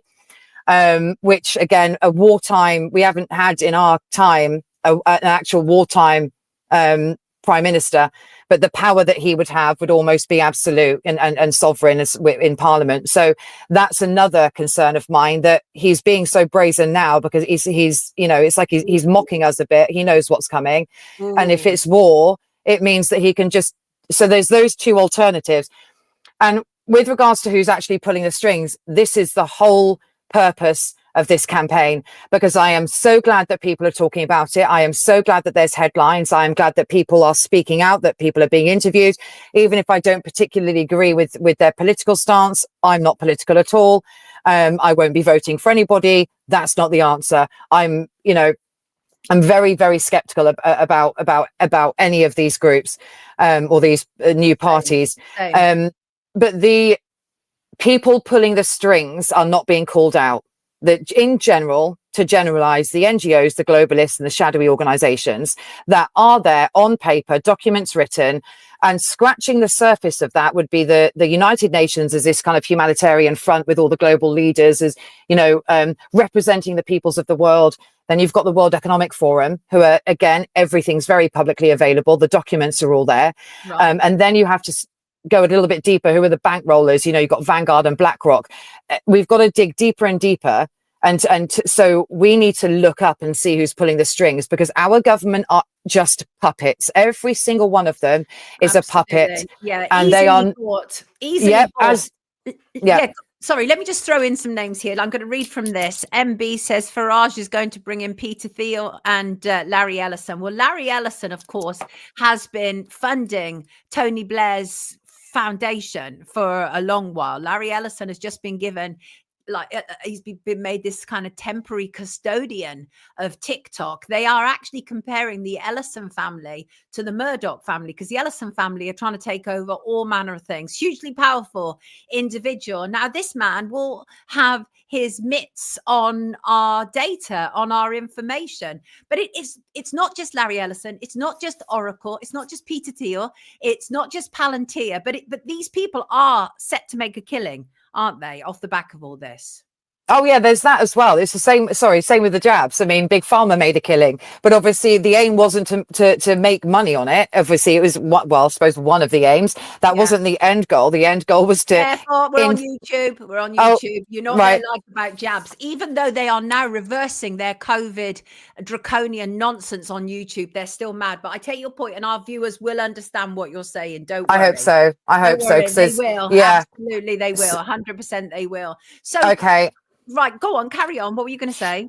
Yeah, so we dig deeper than the money, but obviously, you know, we follow the money, we find the masters, and we expose the architects. So I'm not going to go again. I don't want you to get a strike or a ban or anything, but massnoncompliance.com, my website that I have been building and working really, really hard to, you know, populate with information. I want it to be a one-stop shop for the campaign itself. I will provide guides. I've already got there's already lots of information on there that people can go and read. There's 100 ways that you can start resisting and take action right now, like opting out of biometrics, using cash more, boycotting places that don't use cash. But there's 100 actions you can take, as well as signing that wonderful petition. Although again, petitions, I'm not sure they pay attention to. Oh, I'm not sure but you know, but it's there. I mean, that list that I provided, even I don't agree with some of the stuff, and I probably wouldn't do it, but I want people to get ideas from it and go out to you know, have a conversation every week with someone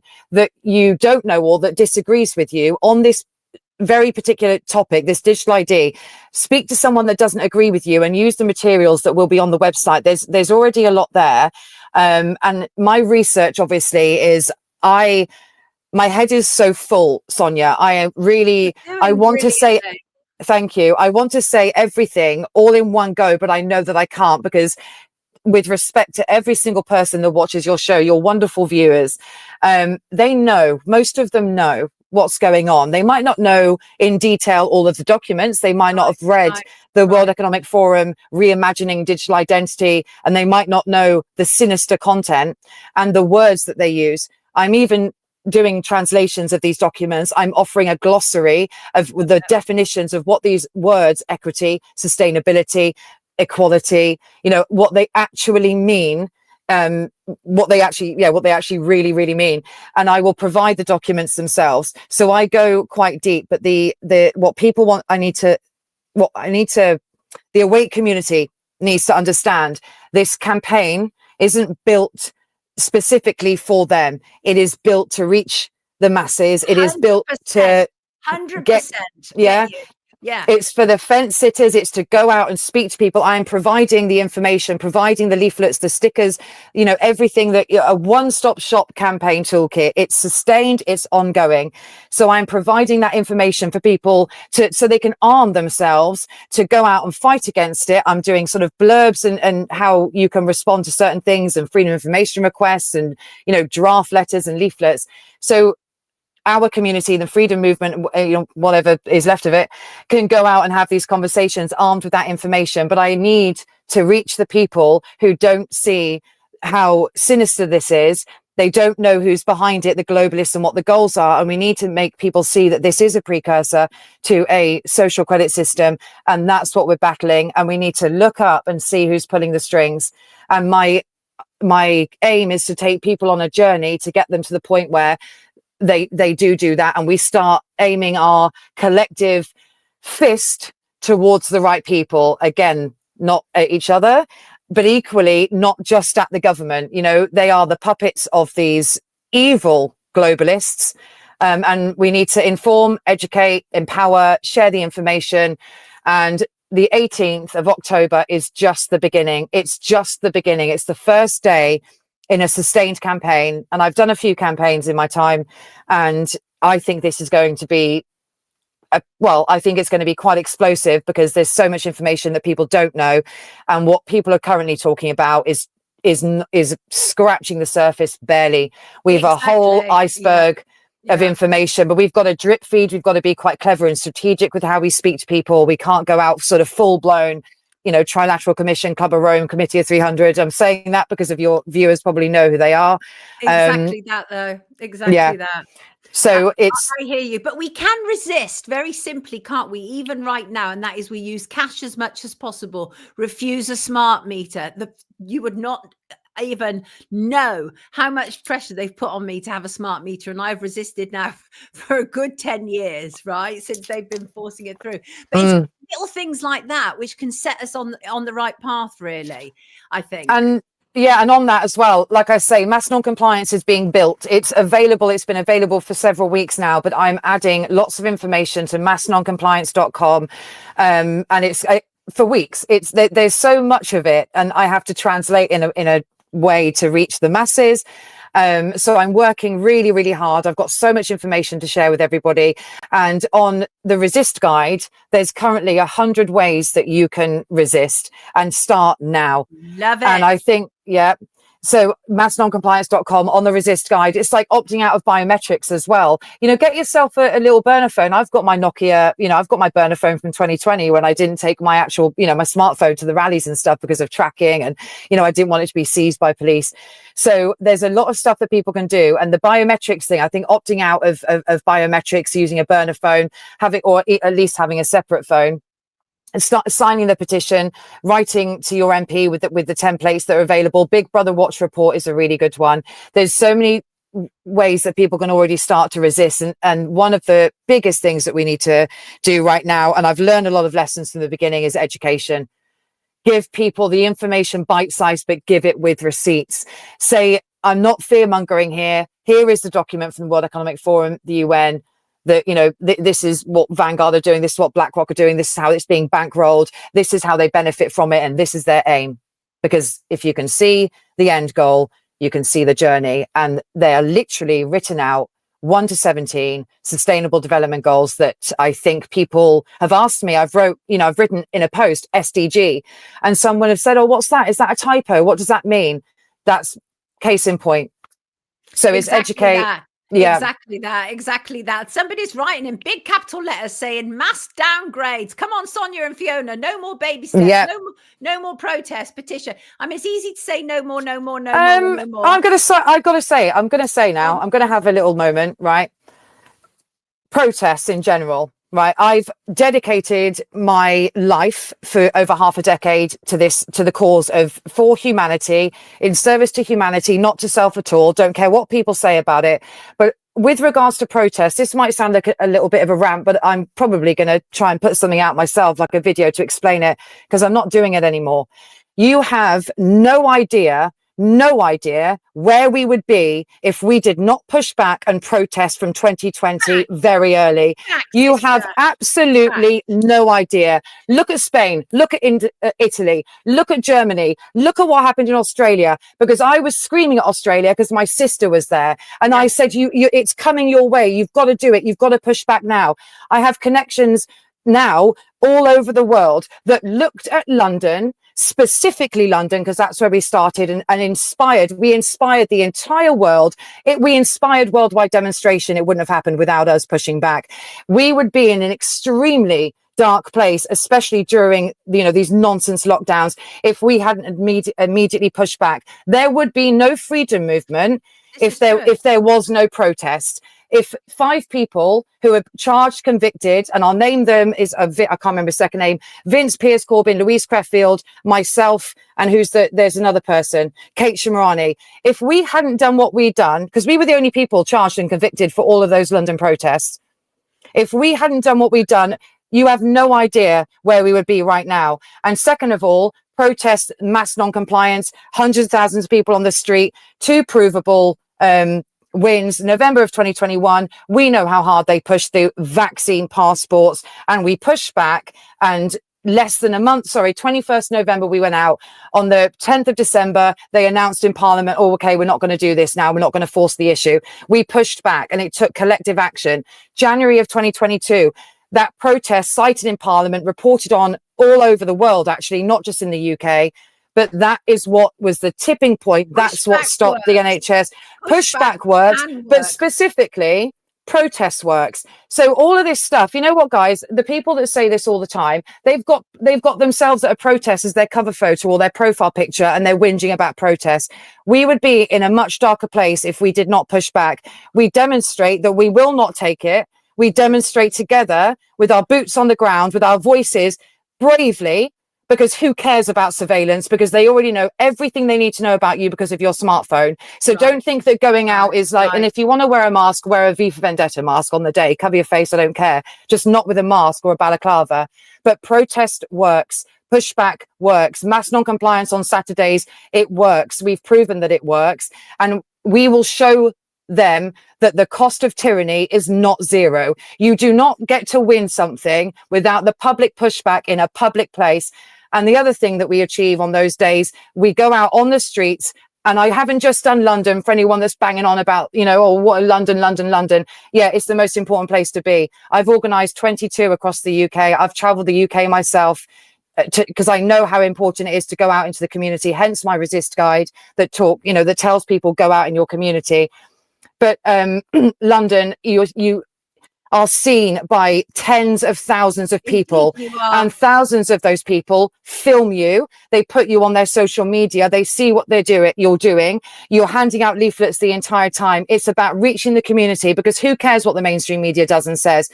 I really don't care. And that's why I'm very suspicious when they do report on things, to be honest, like this, Sonia. Exactly. And how, but that's it. I'm not that anymore. You have no idea where we would be if we didn't push back, if we didn't. 100%. And the protests specifically. And the same with the whole gender issue as well. No, it does work. It can work. There would be no freedom movement whatsoever. Absolutely. Listen, I've got to let you go, but you're a phenomenal Thank you. Sorry. powerhouse. Do not apologize. Your passion is incredible, and I absolutely love it. This is Saturday, the 18th of October. We are talking about mass non-compliance. And can I, as well, obviously, guys, I do this myself. I work myself. I've had a couple of people that have been really helpful. Shout out to Cheska and Claire Wills Harrison for that. But I do this myself. I fund this myself. I often, for a few months, my friend Sharon will bring me food to my house in Barnsley, because I use my own money to contribute to this, because I never quite raise enough funds. I do have a Buy Me a Coffee. It's on the website. It's buymeacoffee.com. I think it's /Fiona Rose Diamond, but it's on all my socials. I'd really appreciate people. This is a sustained campaign. It's not just one day. I'm working really, really hard. And you will see that website and how much energy and how many hundreds of hours have gone into this. And I'm doing it for humanity. I'm doing it for us all. So I appreciate all of the support that people can possibly give, because You're welcome, always do it on a shoestring. Thank you. Fiona is amazing. Thank you, Sonia, for doing this. You're absolutely welcome. Merv says also, you're awesome. Bring her back. Absolutely, we will. You have lots to say, Fiona. Please return. Absolutely. Thank you. Fiona Rose Diamond, an absolute power, force of nature. do not get in this woman's way at all. Oh, no, do not. There's a final warning. Do not get in my way, because the people that knew me or think they knew me 3 years ago, you've not met the Fiona that is Fiona right now. So do not get in my way. Take good care of yourself, Fiona. Thank you so much, everyone. Thank you. And sorry for the passionate rant. Do not apologize. It's absolutely lovely to see you like that. Thank you. In your element. Take care. Have a lovely week. Thank you. Lovely to see her. Bye-bye. Wow. I love that passion. I love that passion. It's hard. I know it's hard, but we have to resist. We have to resist it however we can, as much as we can. So I take your points about how resistance is like, can it be futile? Is it leading anywhere? But I can honestly say that we would not have changed what's happening regarding the whole gender cult and children being given puberty blockers if there wasn't the pushback. That's one perfect example. There were mixed results around the whole COVID era, obviously. But as I just said, it's interesting that they're now reversing the policies that were present on YouTube during the COVID era. Anyway, it was absolutely lovely to hear from Fiona today. Absolutely lovely. Right. I think we should talk about Charlie Kirk. All the anomalies, various theories. My original position was very clear, and that it was 2 days after the event, and I was just kind of like reporting on what had taken place. And I did believe that he had been taken out, and I also was starting to think that it wasn't as we were being told. And then we had kind of a round table with writer Francis O'Neill, who believed that the killing of Charlie Kirk was faked and that Charlie Kirk was in on it. And he was involved in discussion with Johnny McNeil, who also believed it was staged, and believed that Charlie was also in on it and that it went badly wrong. So, but I'm actually not of any of those positions.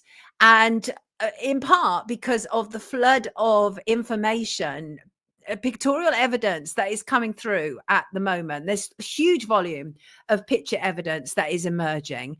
And let me just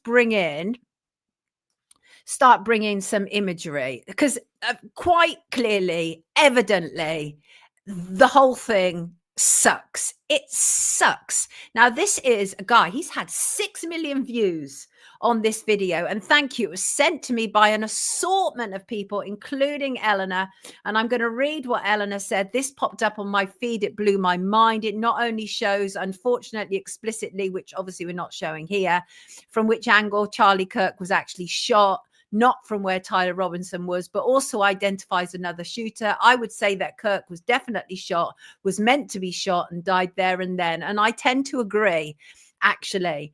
And this is quite phenomenal what this guy is actually saying. He's clearly somebody who's very experienced with rifles, has an understanding of it. And his name is Range Day Bro. And what he's saying is that Charlie was shot in the back right side of his head and the bullet exited through his neck. So what we believe to be the entrance, and then we were told by people at Turning Point USA that Charlie's neck apparently was so incredible that another miracle occurred, that there was no exit wound. Well, actually, I tend to agree with this Range Day Bro, and that is what we see at the front was the exit wound. That's what I'm starting. That seems kind of evident to me. And one of the things that the Range Day Bro says, at the moment he saw the video and Charlie tensed up, and I thought, that looks like a headshot given the fact that he seized up. It's a very common occurrence with a headshot, apparently. And all manner of people are saying all manner of things. Some people do not give about what they're saying. Stu Peters is one of them. Stu Peters, the podcaster, is saying that it was one of Charlie Kirk's Israeli security detail that did it. He actually showed the image of a man. There is such a thing as defamation, but apparently not. And so I'm now of the mind that what we believed was the entry wound was actually the exit. That makes the most sense to me. Everything that I've seen from that day, the reaction of Charlie's body, that is kind of where I'm going on this. And I don't believe he was in on it. I believe that he was a victim. Now, again, could be proven completely wrong. But at this moment in time, none of us ultimately know. I know some people act as if they know, but none of us ultimately know. But there will be some people who know more than others. And that will be people who have an understanding about the impact of something like this and how it would impact the body and how it would change it up. So that's kind of where I am in terms of Charlie Kirk. But it would be nowhere without me mentioning the continued mention of the very strange people all around him. Really strange people. And there's a number of them, not least his wife. And I think some people are very concerned that they are saying questionable things about who we are told is a widow. But honestly, Erica Kirk she doesn't grieve like anybody else that I've ever seen in my entire life. Ever.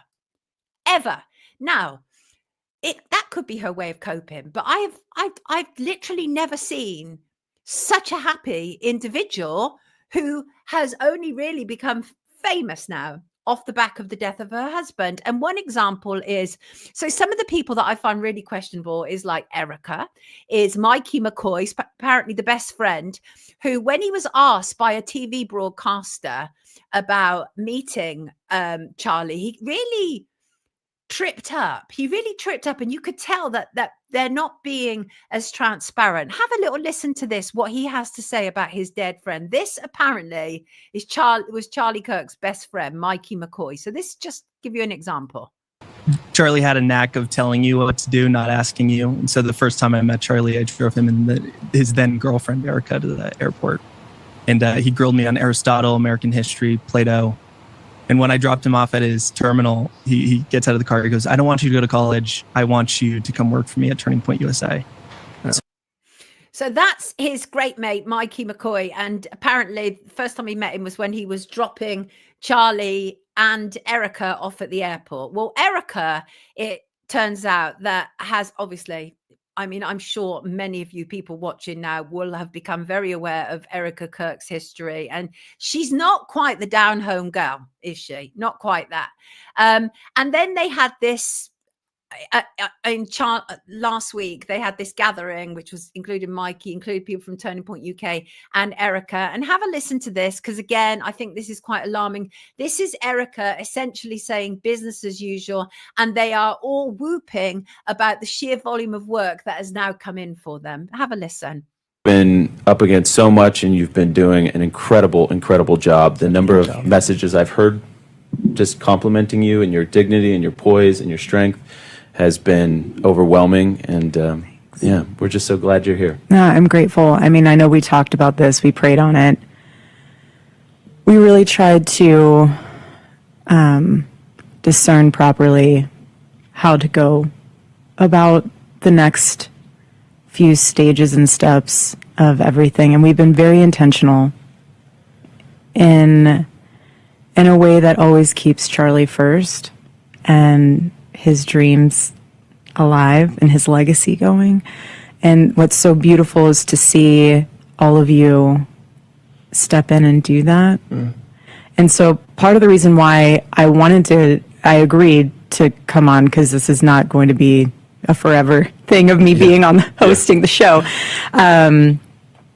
was because I gave assurance to people that Turning Point USA is continuing, and it is. I mean, we are so blessed to have more work than we even could ever dream of. I mean, it's beautiful, and Turning Point Action, full steam ahead, so powerful. All of the other programs within Turning Point USA, everyone knows what they're doing. Everyone has their marching orders. And the show, when we talked about this, became very intimate for me, because I was there from the beginning of all of it. Now, some people, not many, but some people said to me before, "Oh, you shouldn't criticize a widow." Well, here's the thing. It's not that I'm necessarily criticizing Erica Kirk, but I find her curious. She's certainly one of the merriest widows I've seen in a long period of time, certainly. And this whole idea that they've been very thoughtful about it, about planning the future of Turning Point USA. And so she appears to have stepped into Charlie's shoes. She's become the CEO. His best mate of 6 years, who Charlie apparently schooled, Mikey McCoy, has also had something of an uplift. And when Erica gave her first kind of talk from behind the podium, and they were laughing about that as well. It's really weird. They're laughing about a lot of stuff that is very, very inappropriate and discomforting for people. And we are allowed to find it uncomfortable that these people have stepped so readily into his shoes and are so grateful for the flood of work that has come in. So grateful, but that's off the back of your husband's death. I mean, they've had all these new startup chapters that have arisen. I think it was last week, it was 47,000 new approaches they've had. So that's what they're talking about. And it's like, it's such a blessing for them. This is weird. This is so weird. I know that people mourn differently, but I am still allowed to say that this is weird. And of course, we've heard so much now about Erica, so much. And some of it, I'm sure, is highly defamatory, difficult to know what is and isn't true.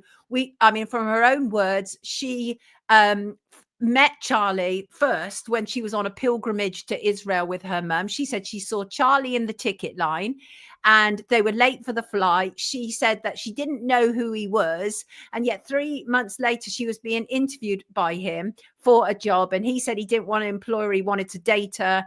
And so then they got together. But Israel again, right? Israel again. And then we heard about how she was involved with Charity, the Romanian Angels, between 2011 and 2016. It's a non-profit in Romania. There are allegations by the locals that these children were involved in trafficking. Again, people should be really careful because there's a lot of fact checking that went on over the weekend, and there's no suggestion whatsoever that the charities that she were involved with was accused of trafficking, but that's not what people say in Romania.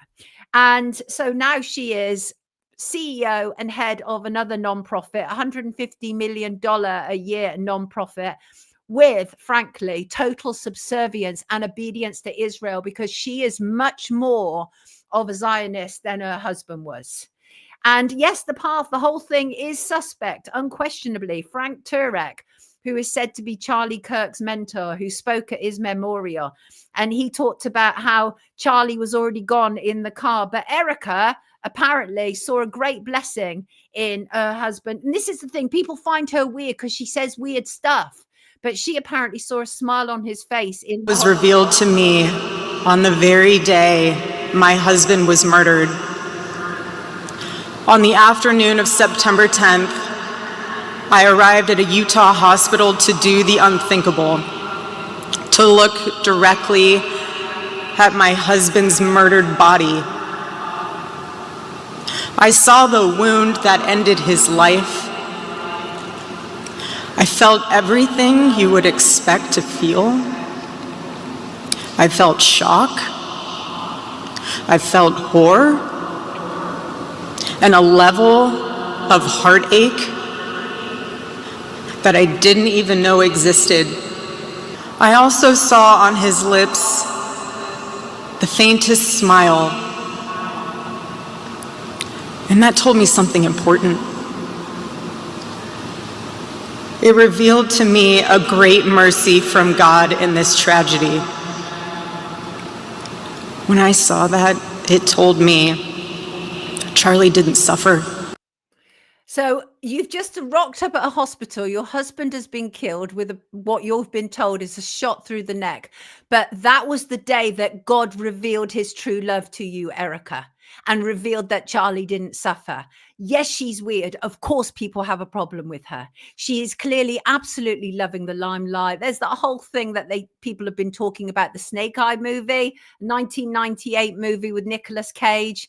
And there's a politician called Charles Kirkland who was shot in the neck. All of these interesting things. Then there was the issue of her, Erica, going down some kind of trip line when she was in a music video, and she went past something that said 9/10, and of course Charlie was shot on the 10th of September, so the 10th day, the 9th month. So a lot of people are adding those sort of things together. Doesn't necessarily mean it's right. It means it's curious. It means it's interesting. But I don't think that she is personally doing anything to dispel any myths about this.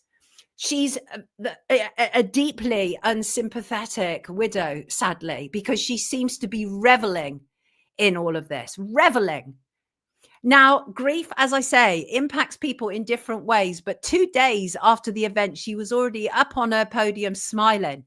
And I just find all of it really weird and off-putting. And by the way, in a kind of nod to Friday's show when we were talking about Freemasonry, are you aware that Turning Point UK was launched in proper full-on Freemason territory? It was Turning Point UK was launched in 2019, and it was launched at the RAC Club in Pall Mall. Now, the RAC Club in Pall Mall is the domain and territory of Prince Michael of Kent. He's been the president since 1979, and Prince Michael of Kent is like his brother. Prince Michael is a Grand Master of the Grand Lodge of Mark Master Masons, and his brother, the Duke of Kent, is the big boss of Freemasonry. So Turning Point UK was launched absolutely in full-on Freemason territory, 2019. It was invitation only. It was hosted by John and Irina Mappin of the Mappin and Webb corporation. And John has had a number of people. They've got this place, Camelot Castle in Cornwall. A load of people have gone there. And at that 2019 gathering, I'm sure I've got an image of it, actually. Let me just see if I can find an image. Was Charlie Kirk, Candace Owens, and have I got it here? Oh, no, that's not it. And yes, they all came together in 2019, proper Freemason territory. That's, here we go, Turning Point UK. I think this is an image. Oh, this is an image of the audience. That was the audience that were there. But it was Candace, as I say, Candace Owen. And I think it was around then that she met her husband, George Farmer, because he was working for Turning Point UK. Turning Point, US or UK, was never, ever going to be a type of organization that I would be able to support. Fact. Not my kind of thing at all.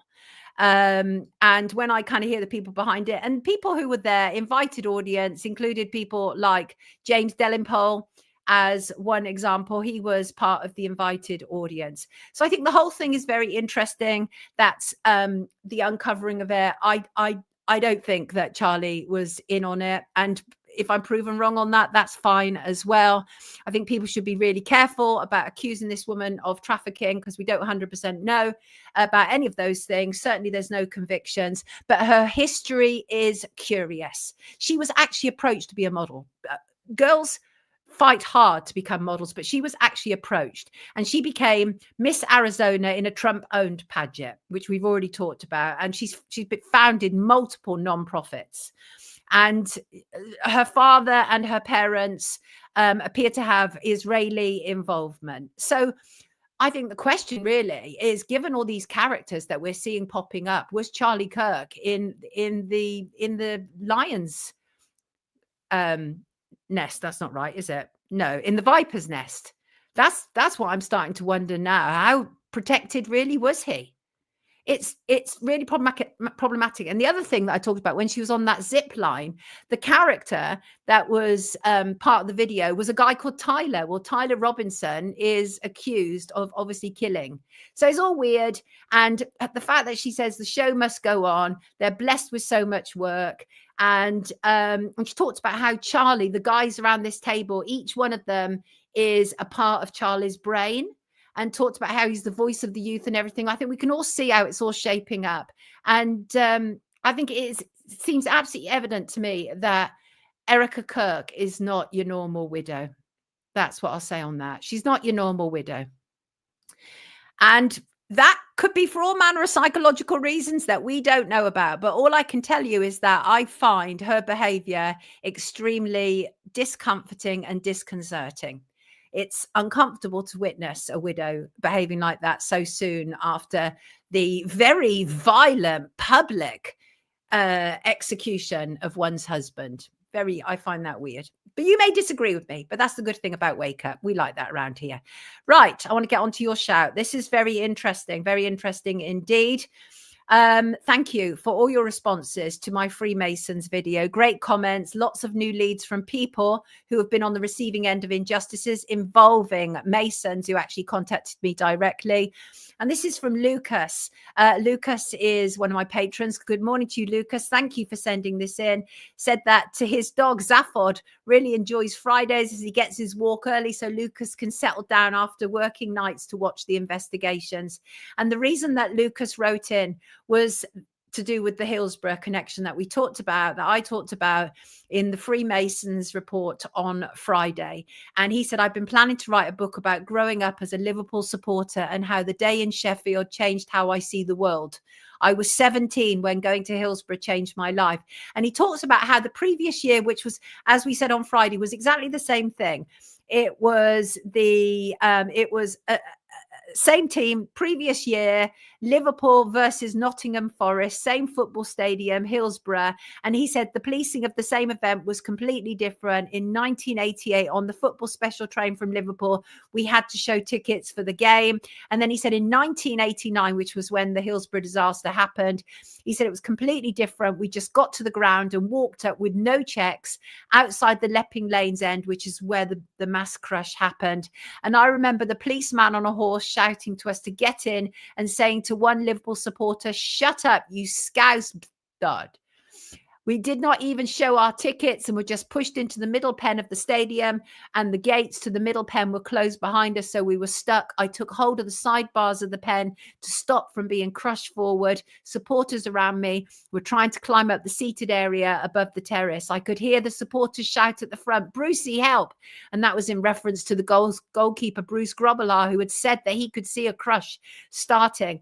And it goes on. Stewards and police just kept on walking past, doing nothing. Not one had the humanity to open the gates at the front. And then it happened. He said a Liverpool player hit the crossbar with a shout. He thought it was Peter Beardsley. Then it turned to chaos. That's when it all happened. And he goes on, Lucas goes on to say, "I just cannot explain what happened to me. I could not get to a phone as there were queues at every phone box, and even queues at the phone box at the train station. The train journey to Liverpool was in total silence, and I just sat on the floor of the train with my head in my hands. When I got back to my grandmother's, I was greeted by my parents' grandmother and my uncles. My family just thought I was dead, and they could get no information." Now, Lucas goes on to say that he believes that this was done deliberately, that this was a mass ritual. And he said one thing so he said, "Since then, I've always thought it was done on purpose and not an accident, but done to change football and a mass sacrifice. Yes, a sacrifice. I don't tell people, as people I've told have told me I'm a liar and never even went there. But I've got the ticket and program framed in my house to remind me how lucky I am to be alive."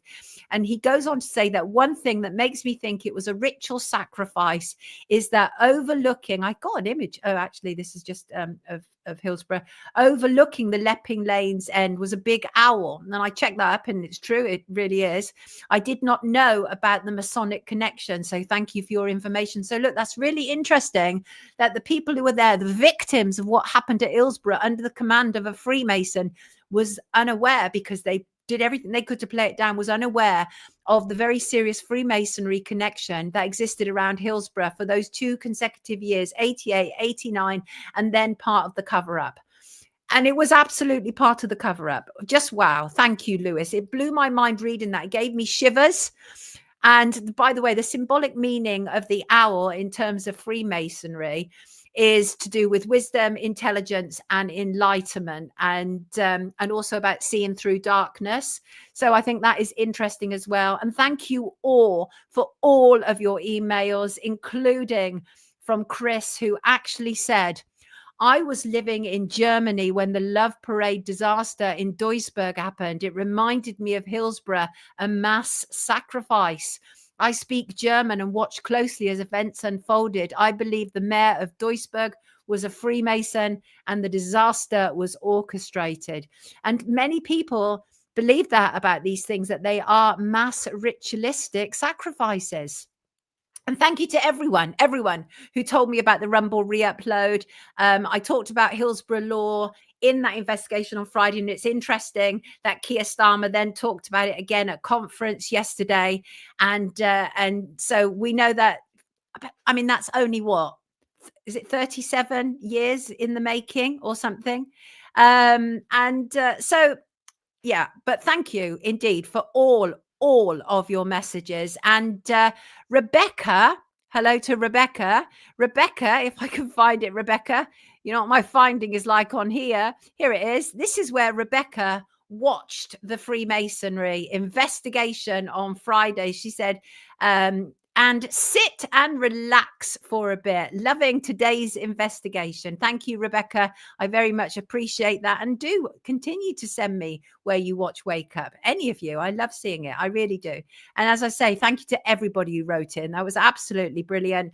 Just another quickie on your shout. This is from Jane. Jane had written to her MP about digital ID.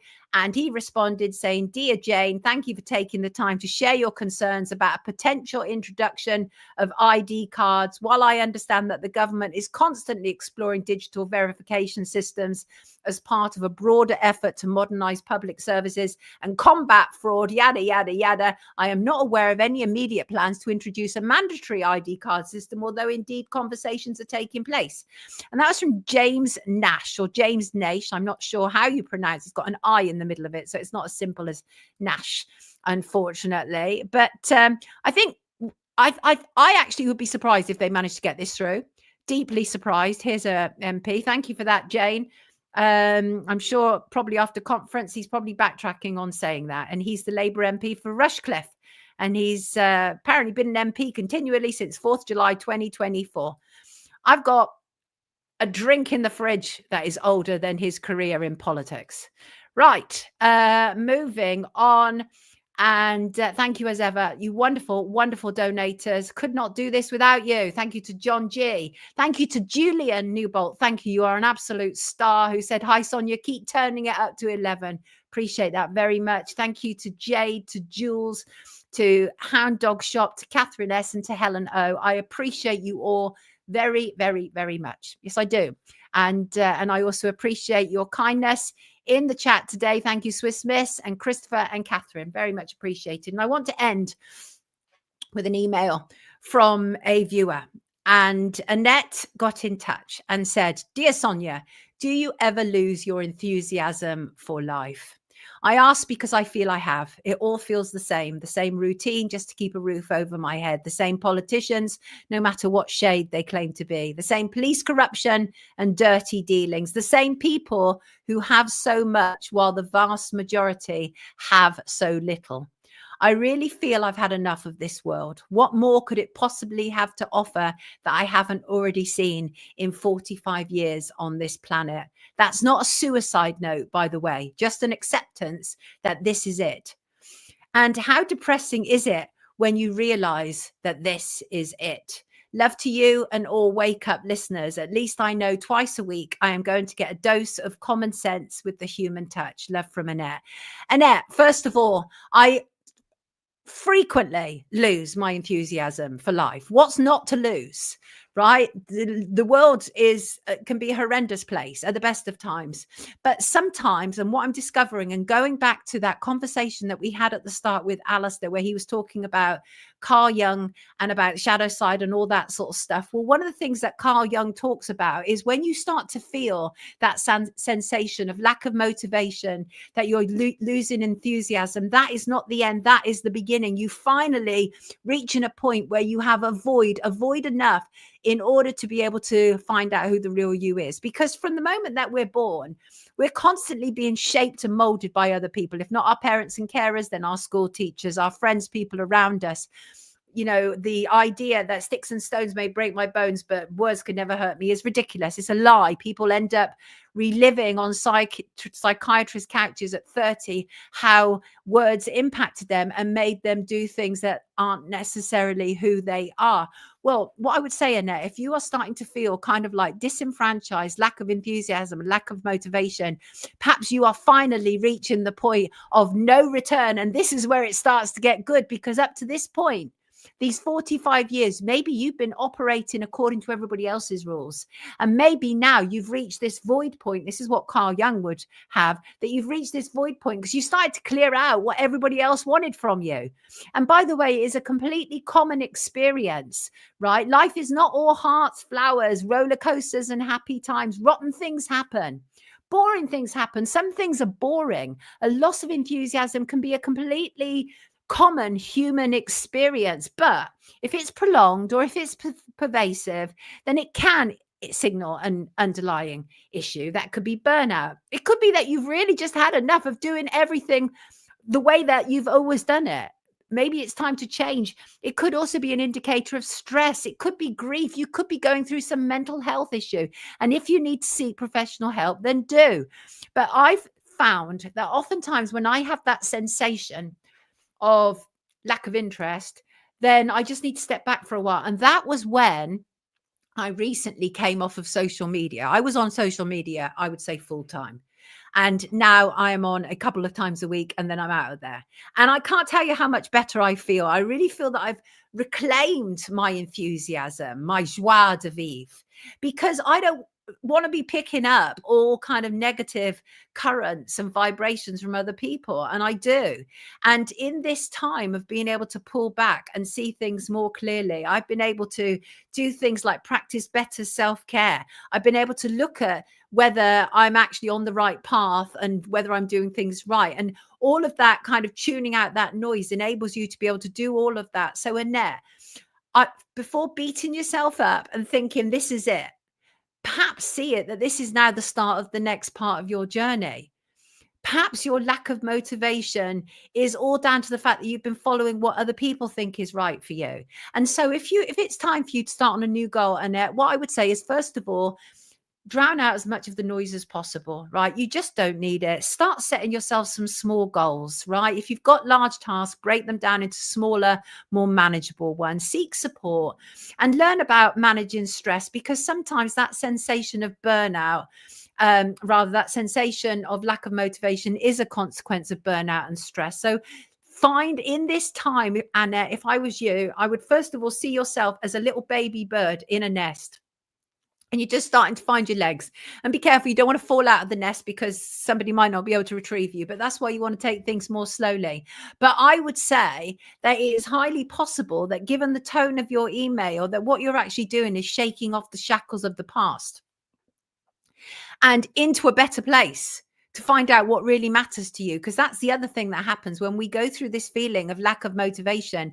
It's oftentimes because we're still not in touch with what really matters to us, what is important to us. So, Annette, if I can give you any advice at all, first of all, it's you're not alone. Lots of us feel like that. I bet if I go to the chat now, lots of people will be saying that they go through a similar sensation. Let me just have a look. Let me see what they're saying. Build a little birdhouse in your soul. That's lovely. That's very lovely. I like that, SMG. That's lovely. Fresh air, sunshine, sand and sea work for me, says Markson. So you see, Annette, I'm feeling that too, Jennifer. Exactly. I could write you a book on it and Annette, you're not alone. You are far from alone, right? Far from alone. Oh, it's a song. Yeah, it is, isn't it? You're right. Absolutely. It was a lovely title. And fresh air, sunshine, look up, says Kerry. All of those wonderful things. Get back in touch with who you are, Annette. That's what matters. And as ever, of course, I want to end on a quote, because first of all, I want to say, keep rocking up here twice a week and know you're in good company with people who understand the human journey very, very much. Adele, I do my best. I mean, I have my own touches of insanity, but I really do my best to try and keep you sane and to let you know that you're not the only one feeling the way that you are. Shaking off the shackles. Let's do it. Live, love, learn, says Shug. Wake up all over the telly. I love that foible. I love it. Thank you. All good. All good. And obviously, is health on your radar? Health is always on my radar. Press the like beep, says Short Order Cook. So I'm going to end with a quote, as we do. And here, of course, are all my wonderful patrons. And the quote is, knowledge is power, but enthusiasm pulls the switch. Rediscover your joy of life, Annette, but don't beat yourself up while you're in that void. This could be the start of you finally finding out who you are and what matters to you and what your contribution is to this incredible world that we all own. Thank you so much, all of you, for being here. Have a great week, everyone, says London Lady.